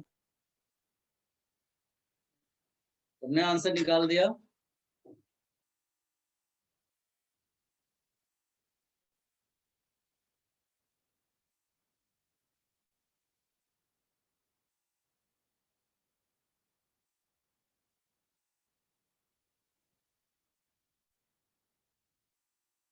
गाइस मेरे पास जो आंसर यहाँ सामने लिखे हैं वो हड़बड़ है। मैं एक बार आंसर इसका लिखता हूं, आप फिर सोचो कि आंसर ये क्यों आया होगा, और फिर आप में से कोई भी माइक यूज करके वो एक्सप्लेनेशन के लिए मुझे बोल सकता है। इसका जो करेक्ट आंसर है वो है first greater than third greater than second. ये इसका करेक्ट एक्सप्लेनेशन है। अब आप में से जो भी जिसको भी लगता हो कि वो ये आंसर एक्सप्लेन कर सकता है वो अपना माइक ऑन कर सकता है। आपको 1 मिनट देता हूं, पहले सोच लो।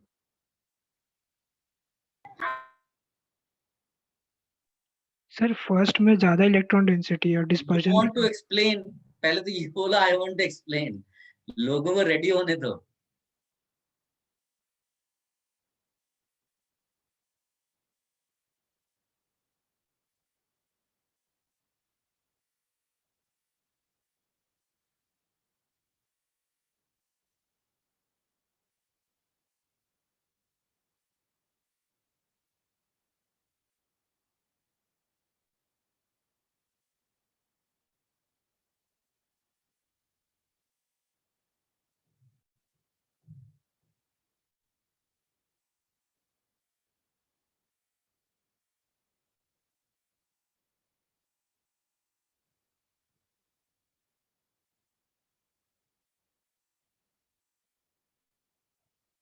Yes, who can explain this?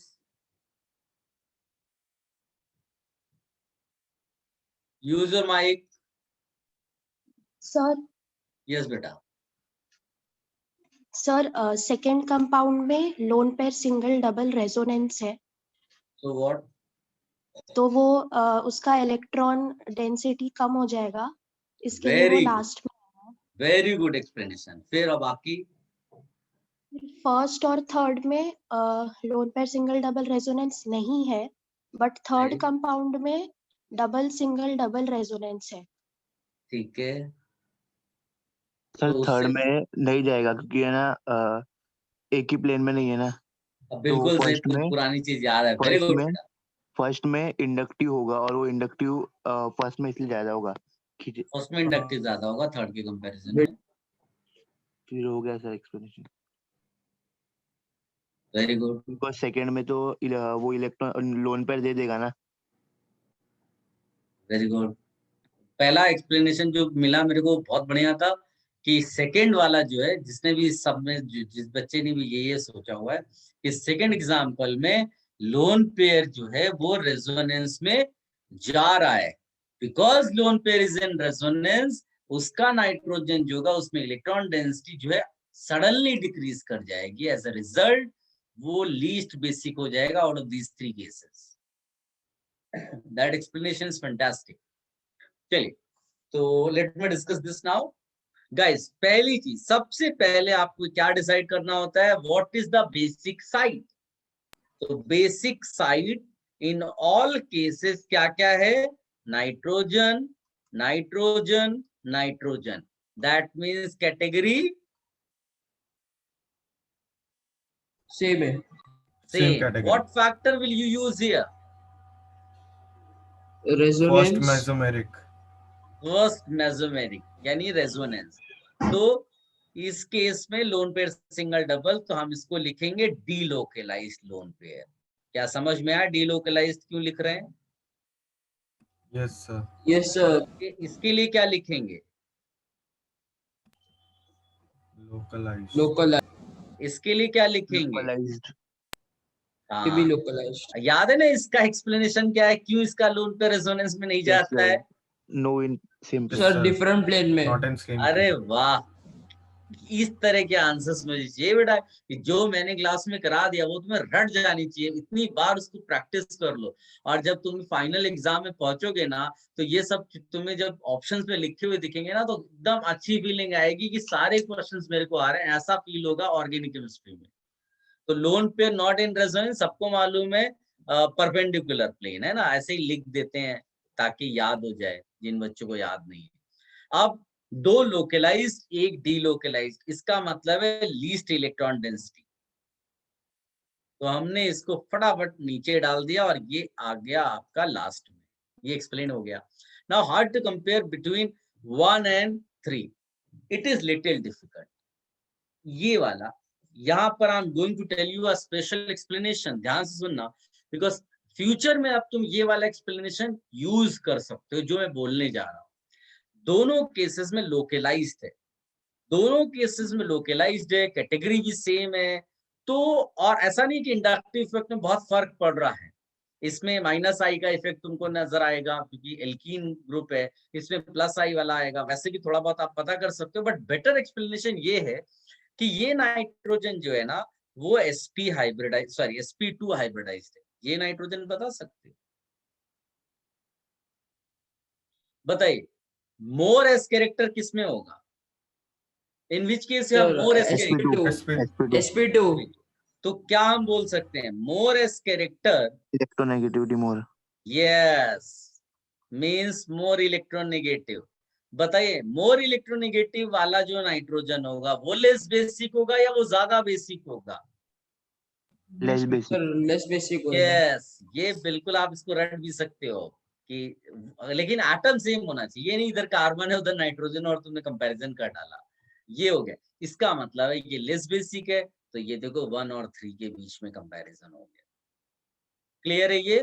तो ये एक स्पेशल एक्सप्लेनेशन निकला हमारा जो एस कैरेक्टर पर डिपेंडेंट था, बाकी सब पुराने जैसा है। तो इस तरह छोटे छोटे एक्सप्लेनेशन जहां भी होंगे उसको हाईलाइट कर लेंगे, फिर अगर मिलता जुलता कोई क्वेश्चन आएगा तो आप आराम से उसको यूज कर पाओगे। कॉपी कर लो इसको।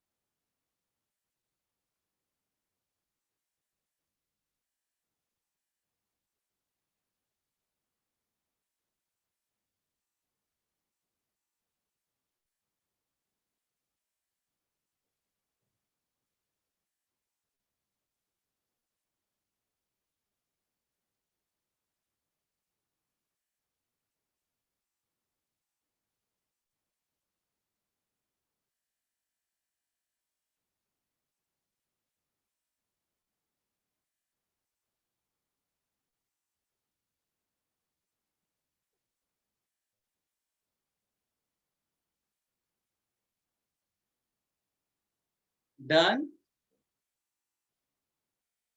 Yes sir.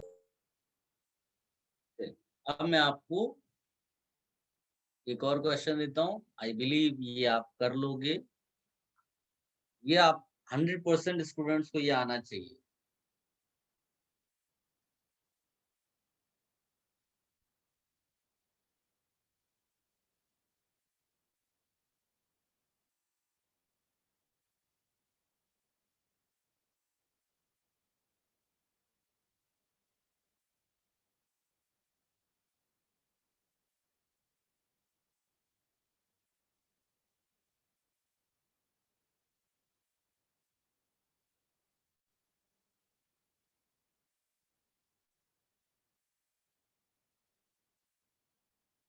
फटाफट आंसर करते हैं।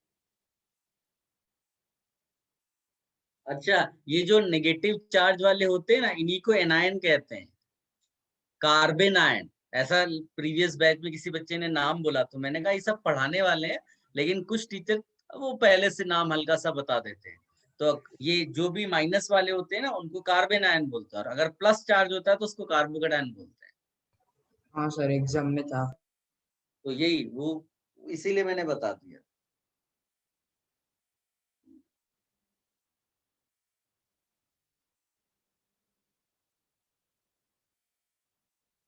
कार्बन के ऊपर प्लस तो कार्बोकैटायन, इसीलिए उसको कार्बोकैटायन बोलते हैं।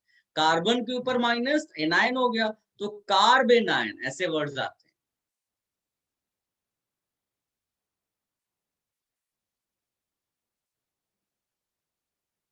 फटाफट सारे बच्चे आंसर्स लिखे हैं चैट बॉक्स में, राइट योर आंसर। डिक्रीजिंग और इंक्रीजिंग आप दिखाइए। बेटर होगा आप डिक्रीजिंग और दिखाएं।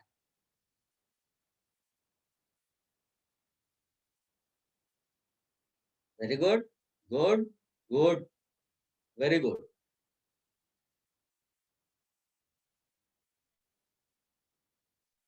Very good.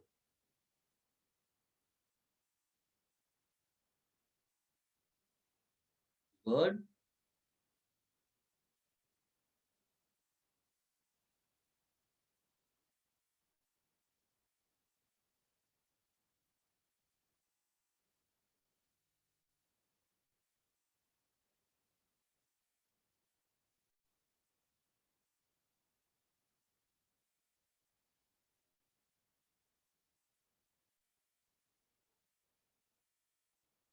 गुड।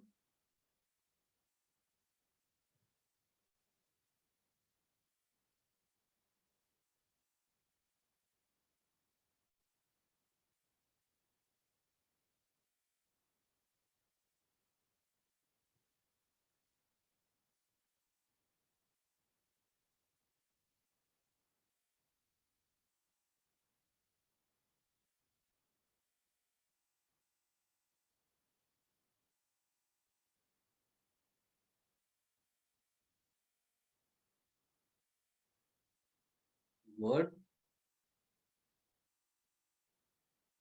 चलिए, should I discuss this? Yes, sir.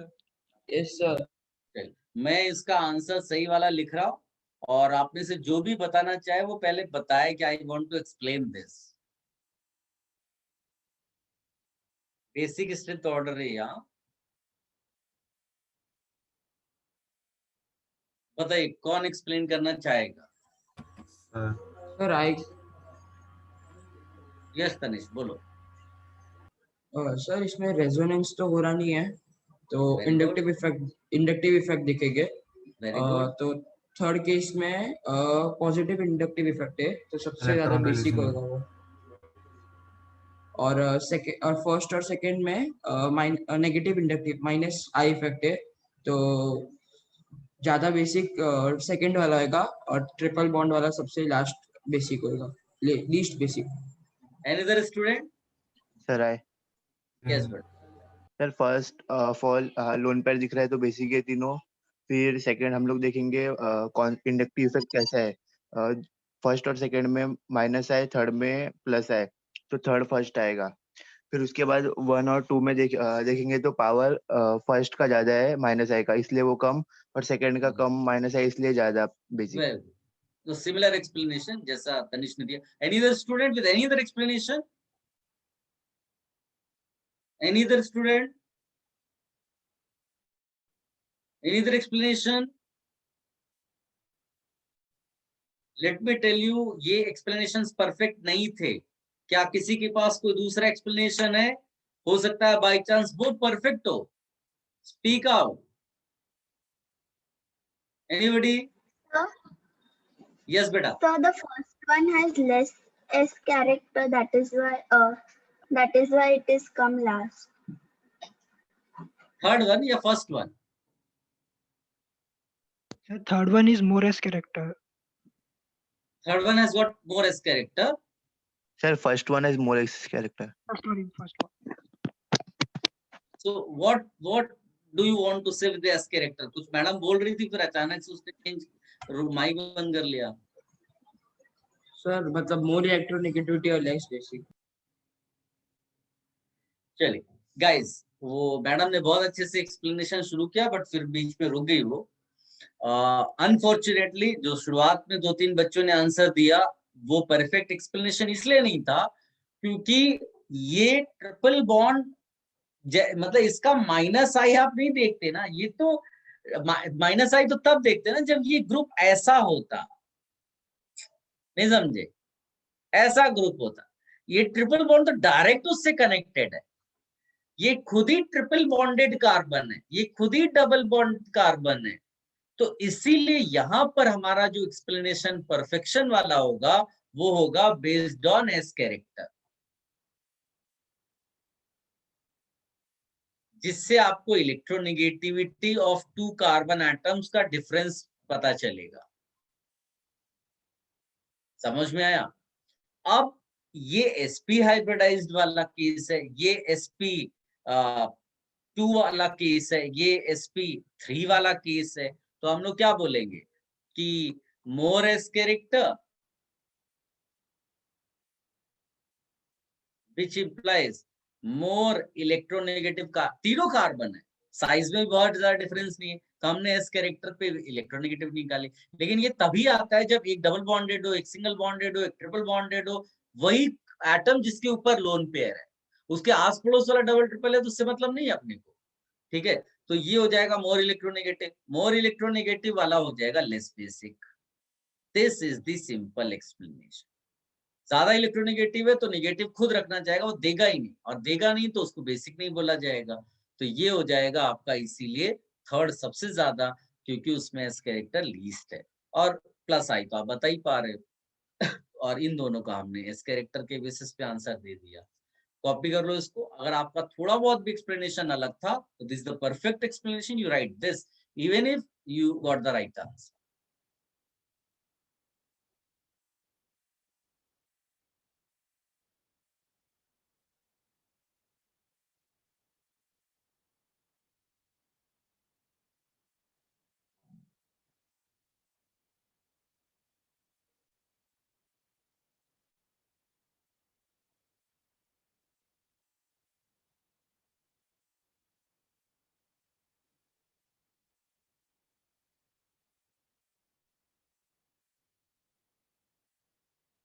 Sir आपने वो इंडक्टिव इफेक्ट ना क्यों बोला, वो एक बार समझाओ ना, वो क्यों नहीं कर सकते? क्योंकि इंडक्टिव इफेक्ट हमने इसके लिए नहीं पढ़ा है बेटा, हमने इसके लिए इंडक्टिव इफेक्ट नहीं पढ़ा, हमने इंडक्टिव इफेक्ट इसके लिए पढ़ा है।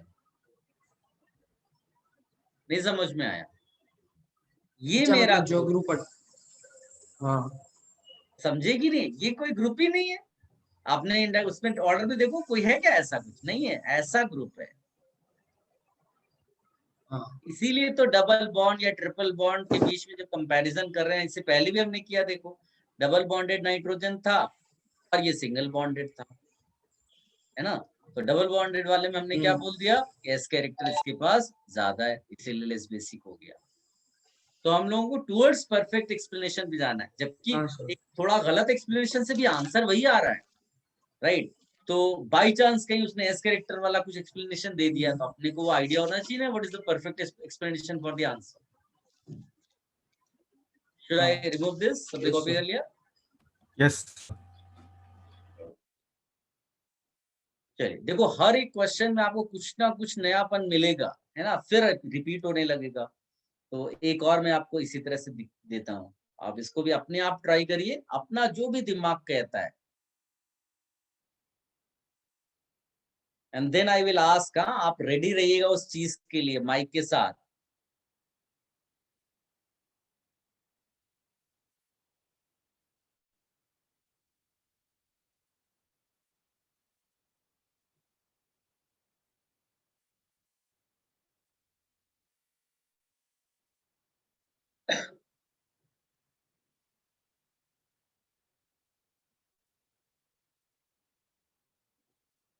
जैसे यहाँ नाइट्रोजन खाली बना है लेकिन वैलेंसी 3 होती, तो इसका मतलब बाय डिफॉल्ट वहां हाइड्रोजन है एक्स्ट्रा, राइट? तो ऐसा नहीं सोच लेना कि वहां कुछ मिसिंग है।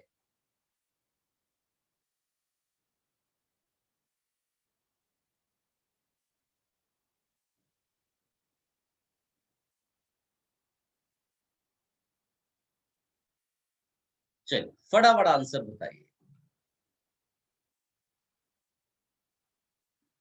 पहले चैट बॉक्स में लिखो, and then I will give you correct answer, and then you can explain.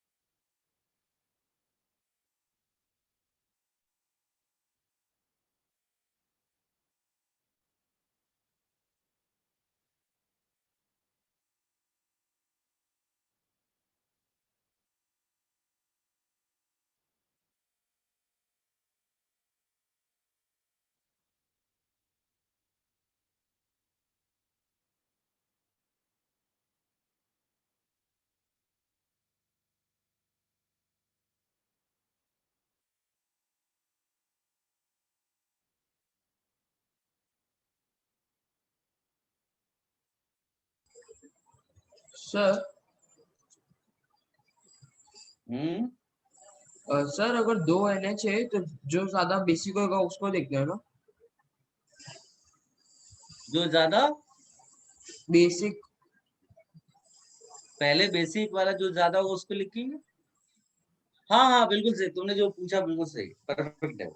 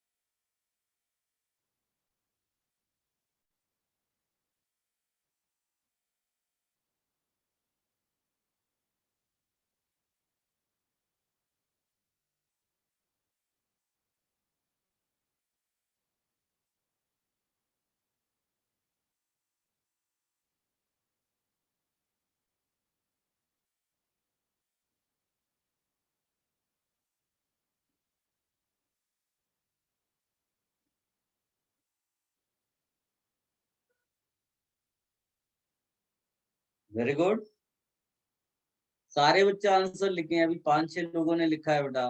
अभी तो आपको आंसर कुछ ना कुछ तो निकालने स्टाइल आना चाहिए।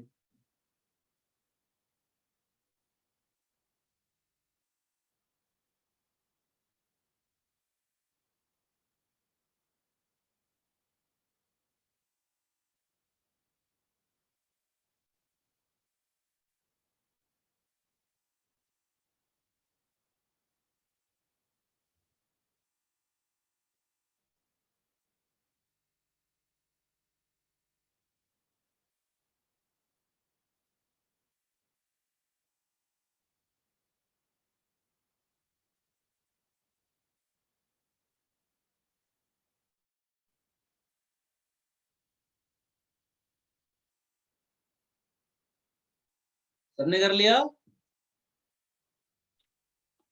Yes sir. चल, अब मैं आपको एक आंसर देता हूँ और 1 मिनट देता हूँ, आप उसको पहले सोचो and then let me know कि हु कैन एक्सप्लेन दैट। हाँ,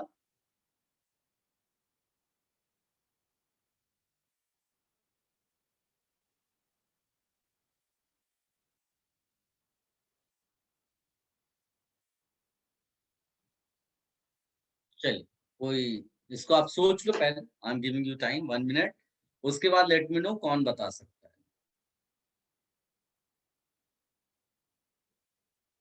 और ये सब एडवांस लेवल के क्वेश्चंस हैं। हो सकता है डायरेक्ट तुम्हें पूरे के पूरे यही 4 कंपाउंड्स एग्जाम हॉल में मिल जाए।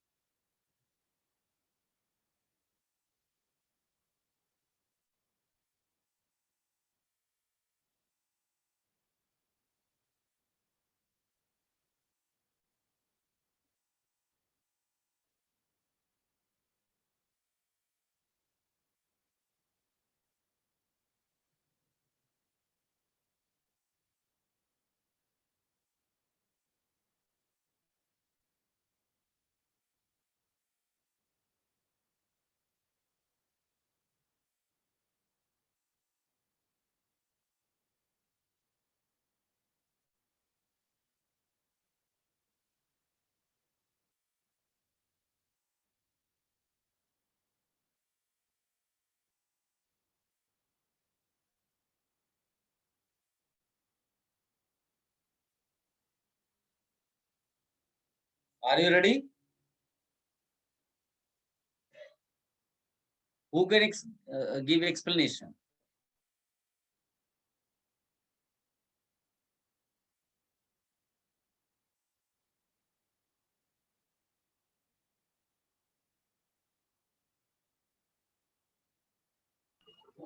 सर पूरे का नहीं आता, सिर्फ मुझे सेकंड, थर्ड और फोर्थ का आता है, वो कर सकता हूँ। सर मुझे भी वही। अच्छा, कोई पूरे का बता सकता है? नहीं तो फिर इससे पूछते हैं। एनीबॉडी?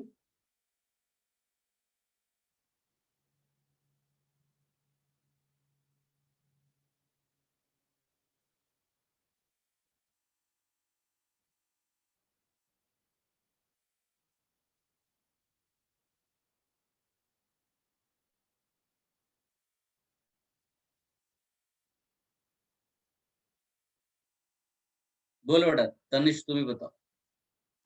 सर फोर्थ में तो लोन पेयर रेजोनेंस में जा रहा है, वेरी तो गुड। इलेक्ट्रॉन डेंसिटी सबसे कम होएगा, तो बेसिक भी कम हो जाएगा कैरेक्टर, तो सबसे good. लास्ट।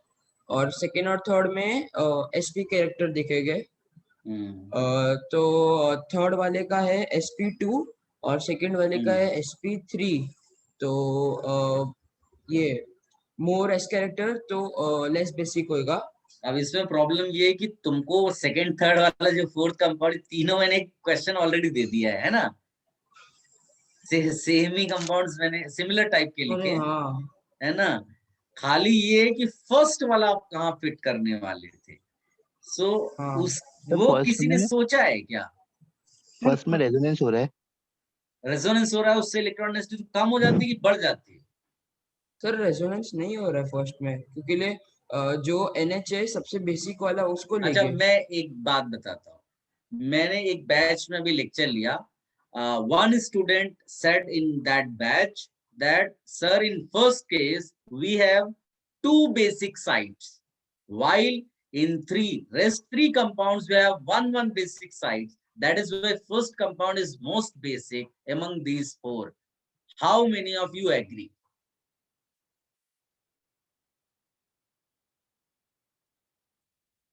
कोई एग्री करता है? क्या सर आप रिपीट करेंगे please? The student said that in first case we have 2 basic sites. 2 nitrogen है ना उसके पास और दोनों पे लोन पेयर है, तो 2 basic sites, while other 3 compounds have one basic sites. So first is most basic among these 4. Do you agree? No sir. Yes जो आपके दिल में हो आप वो बोलो, ऐसा कुछ जबरदस्ती वाला सर, नहीं है। यस सर इसमें इक्विवेलेंट ऑपरेटिंग स्ट्रक्चर है। तो इक्विवेलेंट नहीं होता, बट इसके चार्जेस डेवलप हो जाएंगे। अगर तुम रेजोनेटिंग स्ट्रक्चर बनाओगे ना, चार्जेस डेवलप हो जाएंगे। Okay sir. सर वो सर, आंसर इसका राइट हो सकता है वेरी गुड। फर्स्ट अब में। मेरी बात सुनो, सर ध्यान से सुनो। अगर इसका पाई बॉन्ड मान लो, मैं बताता हूँ, मान लो कि तुम्हारी फैमिली में 2 लोग वर्किंग है, ठीक है, और लेट अस से कि एक जो है कोई एक पर्सन अर्न करता है 3 लाख रुपीस पर मंथ, दूसरा कोई अर्न करता है 2 लाख रुपीस पर मंथ, और एक दूसरी फैमिली है जिसमें एक ही मेंबर अर्निंग कर वाला है और जो 7 लाख पर मंथ अर्न करता है। तो बताओ कौन ज्यादा रिच वाला केस कंसीडर किया जाएगा? सेकेंड वाला। सेकंड वाला। सेकंड वाला, है ना। एक और बात, किसी भी केस में, ये तो मैंने ऐसे रफ एग्जांपल दिया समझाने के लिए, बट इंपॉर्टेंट ये, कभी भी हम ऐड करके कंपैरिजन नहीं कर सकते। ऐड करके कंपैरिजन नहीं करना है। इसका बेस्ट वाला इसके बेस्ट से कंपेयर होगा। इसके बेस्ट में तो एक ही है पूरे फैमिली में, इसमें 2 मेंबर से, इसका बेस्ट कौन है? 3 लाख वाला। तो it is comparison of 3 lakh versus 7 lakh, not 3 + 2। Are you getting this point? ये मैं इसलिए बोल रहा हूँ बिकॉज यहाँ पर 2 बेसिक साइट्स तो हैं, लेकिन first you identify which site is more basic with in the molecule, that site will be compared with other basic sites of other molecules. Are you getting this point? Yes sir. Yes सबको sir. Clear है ये चीज? तो सबसे Yes. Important है कि first identify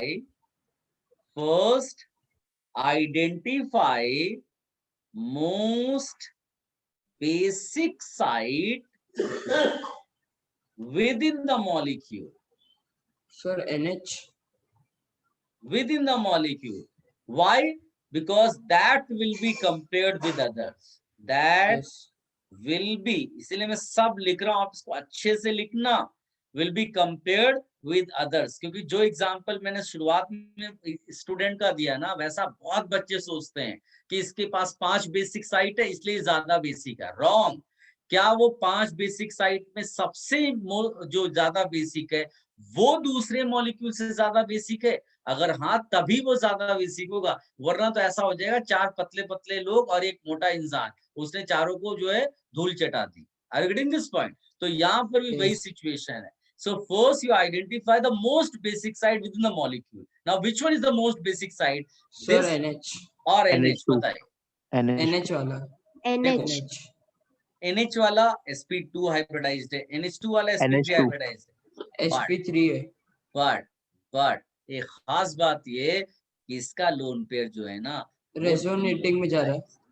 delocalised है, और इसका लोन पेयर लोकलाइज्ड है लोकलाइज्ड। तो बताइए ज्यादा बेसिक कौन होगा? NH2 लोकलाइज्ड NH NH जो लोकलाइज्ड होगा। डीलोकलाइज्ड वाला तो डिस्पर्स्ड हो गया ना। Are getting this point? हाँ सर यस सर। तो इसका ये साइट कंपेयर होगा बाकी सबके नाइट्रोजन साइट के साथ। ठीक, अगर ये साइट कंपेयर होता तो ये देखने में आप देखो थर्ड वाले से मैच करता है, इसके पास भी नाइट्रोजन का डबल बॉन्ड वाला केस है। क्या समझ में आया? हाँ सर बट ये जो फर्स्ट कंपाउंड है ये एक स्पेशल कंपाउंड है। क्यों इसको स्पेशल बोलते हैं? क्योंकि इसका लोकलाइज्ड नाइट्रोजन भले ही डबल बॉन्डेड है, लेकिन ये ऐसा केस है जिसमें नाइट्रोजन का लोन पेयर ये वाला तो कहीं नहीं जाता, उल्टा पड़ोसी भी अपना लोन पेयर रेजोनेंस के थ्रू उस पर ड्रॉप करता है। इससे क्या हुआ, इसकी इलेक्ट्रॉन डेंसिटी सडनली बहुत ज्यादा बढ़ गई। क्या विजुलाइज कर पा रहे हो सिचुएशन कि ये खुद का लोन पेयर तो कहीं नहीं भेज रहा है, उल्टा दूसरे का लोन पेयर रेजोनेंस के थ्रू अपने ऊपर ड्रॉप कराता है, तो इसकी इलेक्ट्रॉन डेंसिटी बाकी सबसे सडनली बहुत ज्यादा बढ़ जाएगी। Is this clear? हाँ सर समझा सबको समझ में आया? इसीलिए ये सबसे ज्यादा बेसिक है। ये एक स्पेशल कंपाउंड है। इसको इमाइडिन बोलते हैं, लिख भी सकते हो। ये एक स्पेशल कंपाउंड है, और ऐसे एग्जाम्पल आपको दूसरी जगह भी मिलेंगे जहां पर एक एटम के ऊपर लोन पेयर है, दूसरा एटम जो है उसके ऊपर भी लोन पेयर है, और एक लोकलाइज्ड है और एक डीलोकलाइज्ड है, और लोकलाइज्ड वाले के ऊपर इलेक्ट्रॉन पेयर बढ़ भी रहा है। तो ये सिस्टम बहुत ज्यादा बेसिक होगा।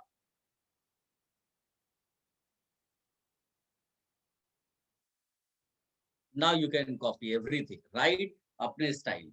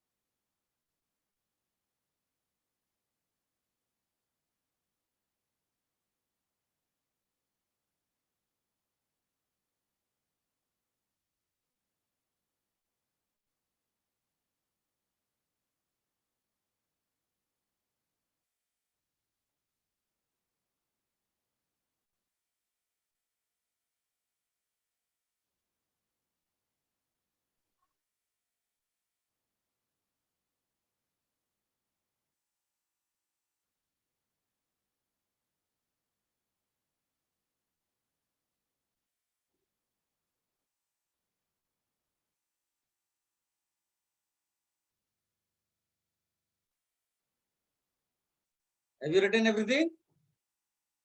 नो सर जितने भी अभी तक हमने क्वेश्चंस किए बेसिक स्ट्रेंथ से, ये बेस्ट है। ठीक है, ऐसा क्वेश्चन आपको डायरेक्ट एग्जाम में भी मिल सकता है।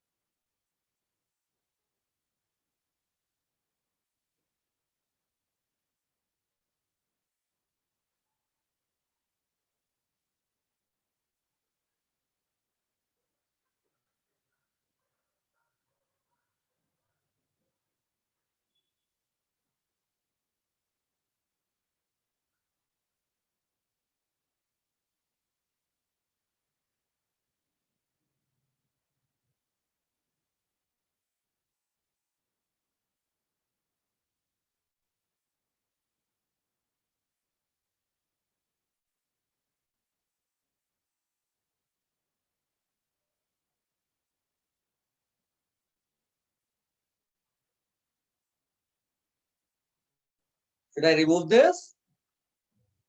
Yes, sir.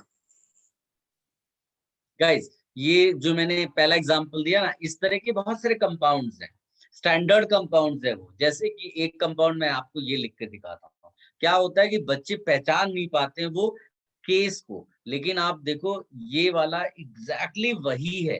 अगर मैं वो पहले वाले कंपाउंड को हटा दूं और उसके बदले ये वाला कंपाउंड डाल दूं, तो भी आपको आंसर वही लिखना है। क्या आप विजुलाइज कर पा रहे हो सिचुएशन? ये सर जो अगर पहला इनमें ही कंपैरिजन किया तो एमाइडीन जो लिखा है उनमें कंपैरिजन नहीं पूछता बेटा, वो ऑलमोस्ट सेम रहते हैं ना। अब इसमें इसका ये है, इसको बोलते हैं डीबीएन करके, बड़ा स्टैंडर्ड सा एक बेस है। तो देखो ये केस और वो केस, क्या विजुलाइज कर पा रहे हो कि ऑलमोस्ट सेम है? Yes, sir. है ना? तो कौन सा साइट इसमें ज्यादा बेसिक है बताओ? ये सिंगल बॉन्ड वाला नाइट्रोजन लोन पेयर के साथ या डबल बॉन्ड वाला नाइट्रोजन? सर डबल बॉन्ड वाला ज्यादा बेसिक है। हाँ बिल्कुल सही, क्योंकि उस इसकी खास बात ये क्या है कि इसमें Localized और लोकलाइज तो है, delocalized. Plus what is happening, extra electron pair is coming on that nitrogen by resonance, electron Yes. Density increase. है ना?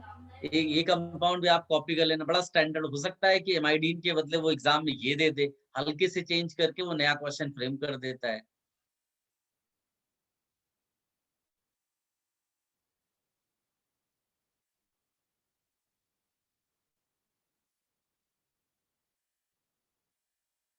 डन? सर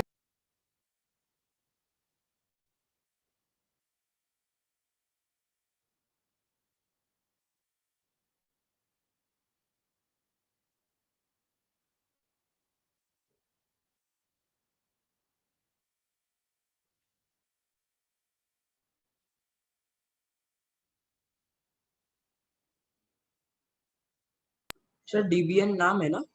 हाँ फुल फॉर्म है उसका, लेकिन उसकी कोई रिक्वायरमेंट नहीं, जबरदस्ती क्यों आपको कंफ्यूज।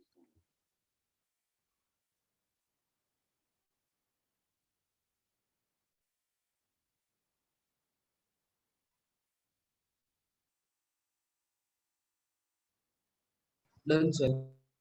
डन?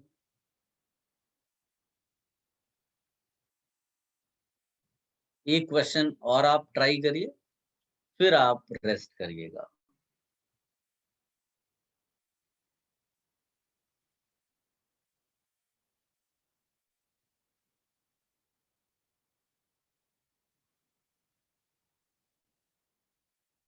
इस बार आपका आंसर परफेक्ट आना चाहिए।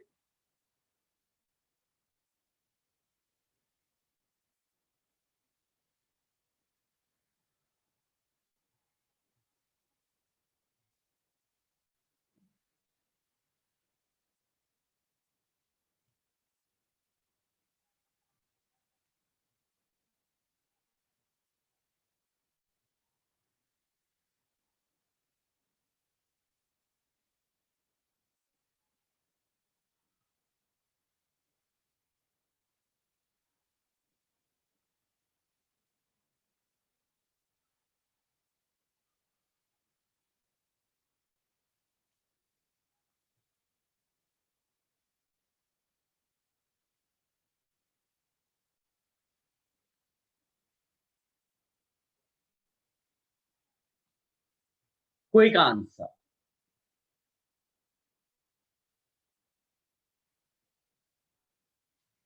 ये एक फेमस कंपाउंड ये भी है, इसका नाम है गुआनिडिन। नाम नहीं भी मालूम होगा तो कोई फर्क नहीं पड़ता है, वो तो ऐसे ही बता दिया।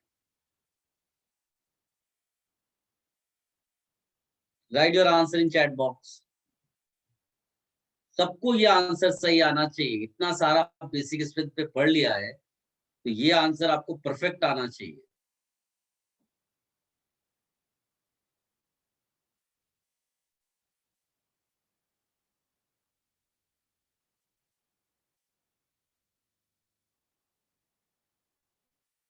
Very good. One student has written the answer.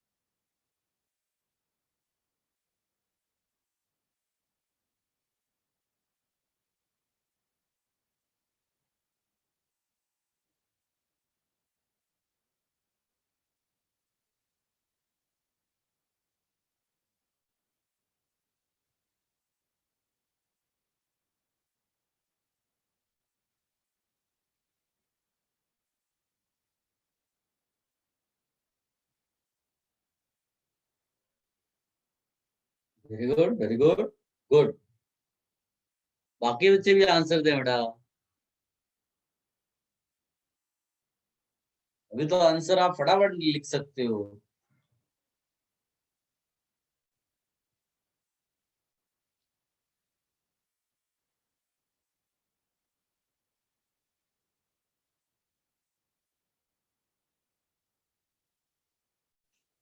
Good.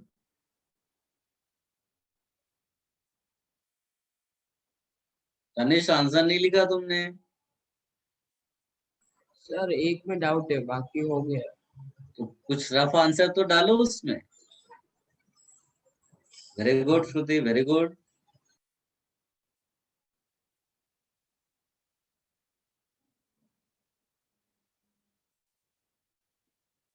Very good. Many students have written the answer, and believe me, most of you correct. Very good. और इस जो सामने क्वेश्चन है, इससे डिफिकल्ट क्वेश्चन एडवांस्ड में इस बेसिक स्ट्रेंथ पे बनता ही नहीं है। देखो, ये दो स्पेशल एग्जाम्पल है। क्या विजुलाइज कर पा रहे हो special example? Yes sir. Yes sir. क्यों? क्योंकि इसमें जो लोकलाइज्ड है उसमें नाइट्रोजन दूसरा है जो अपना इलेक्ट्रॉन पेयर एक्स्ट्रा भी भेज रहा है, तो इसकी इलेक्ट्रॉन डेंसिटी सडनली बढ़ती है। ये और स्पेशल हो गया, बताओ क्यों? दो डीलोकलाइजेशन दो दो नाइट्रोजन है जो अपना इलेक्ट्रॉन पेयर इसको देने को तैयार है, बोले जाओ दूसरों से लड़कर आओ। समझे ना कि घर के लोगों ने सारी अपनी स्ट्रेंथ इस नाइट्रोजन को दे दी और बोला जाओ फाइट कर लो बाकी सबके साथ। इसके पास एक ही मेंबर है जो इसको हेल्प कर रहा है। इसका मतलब है कि फर्स्ट तो नंबर 1 हो गया। बाकी का कंपैरिजन पहले ही कर चुके हैं, इन तीनों का आपको पहले से ही आता है ना? आप सोचना है इसको। तो स्ट्रेट मैंने एक्चुअली ऑर्डर में ही आंसर दिया हुआ था। ये एस कैरेक्टर पे आ गया, इसमें लोन पे रेजोनेंस पे जाता है। ये परफेक्ट आंसर है, कॉपी कर लो एंड फिर नेक्स्ट लेक्चर में हम इसको कंटिन्यू करेंगे बेसिक स्ट्रेंथ को। ठीक है?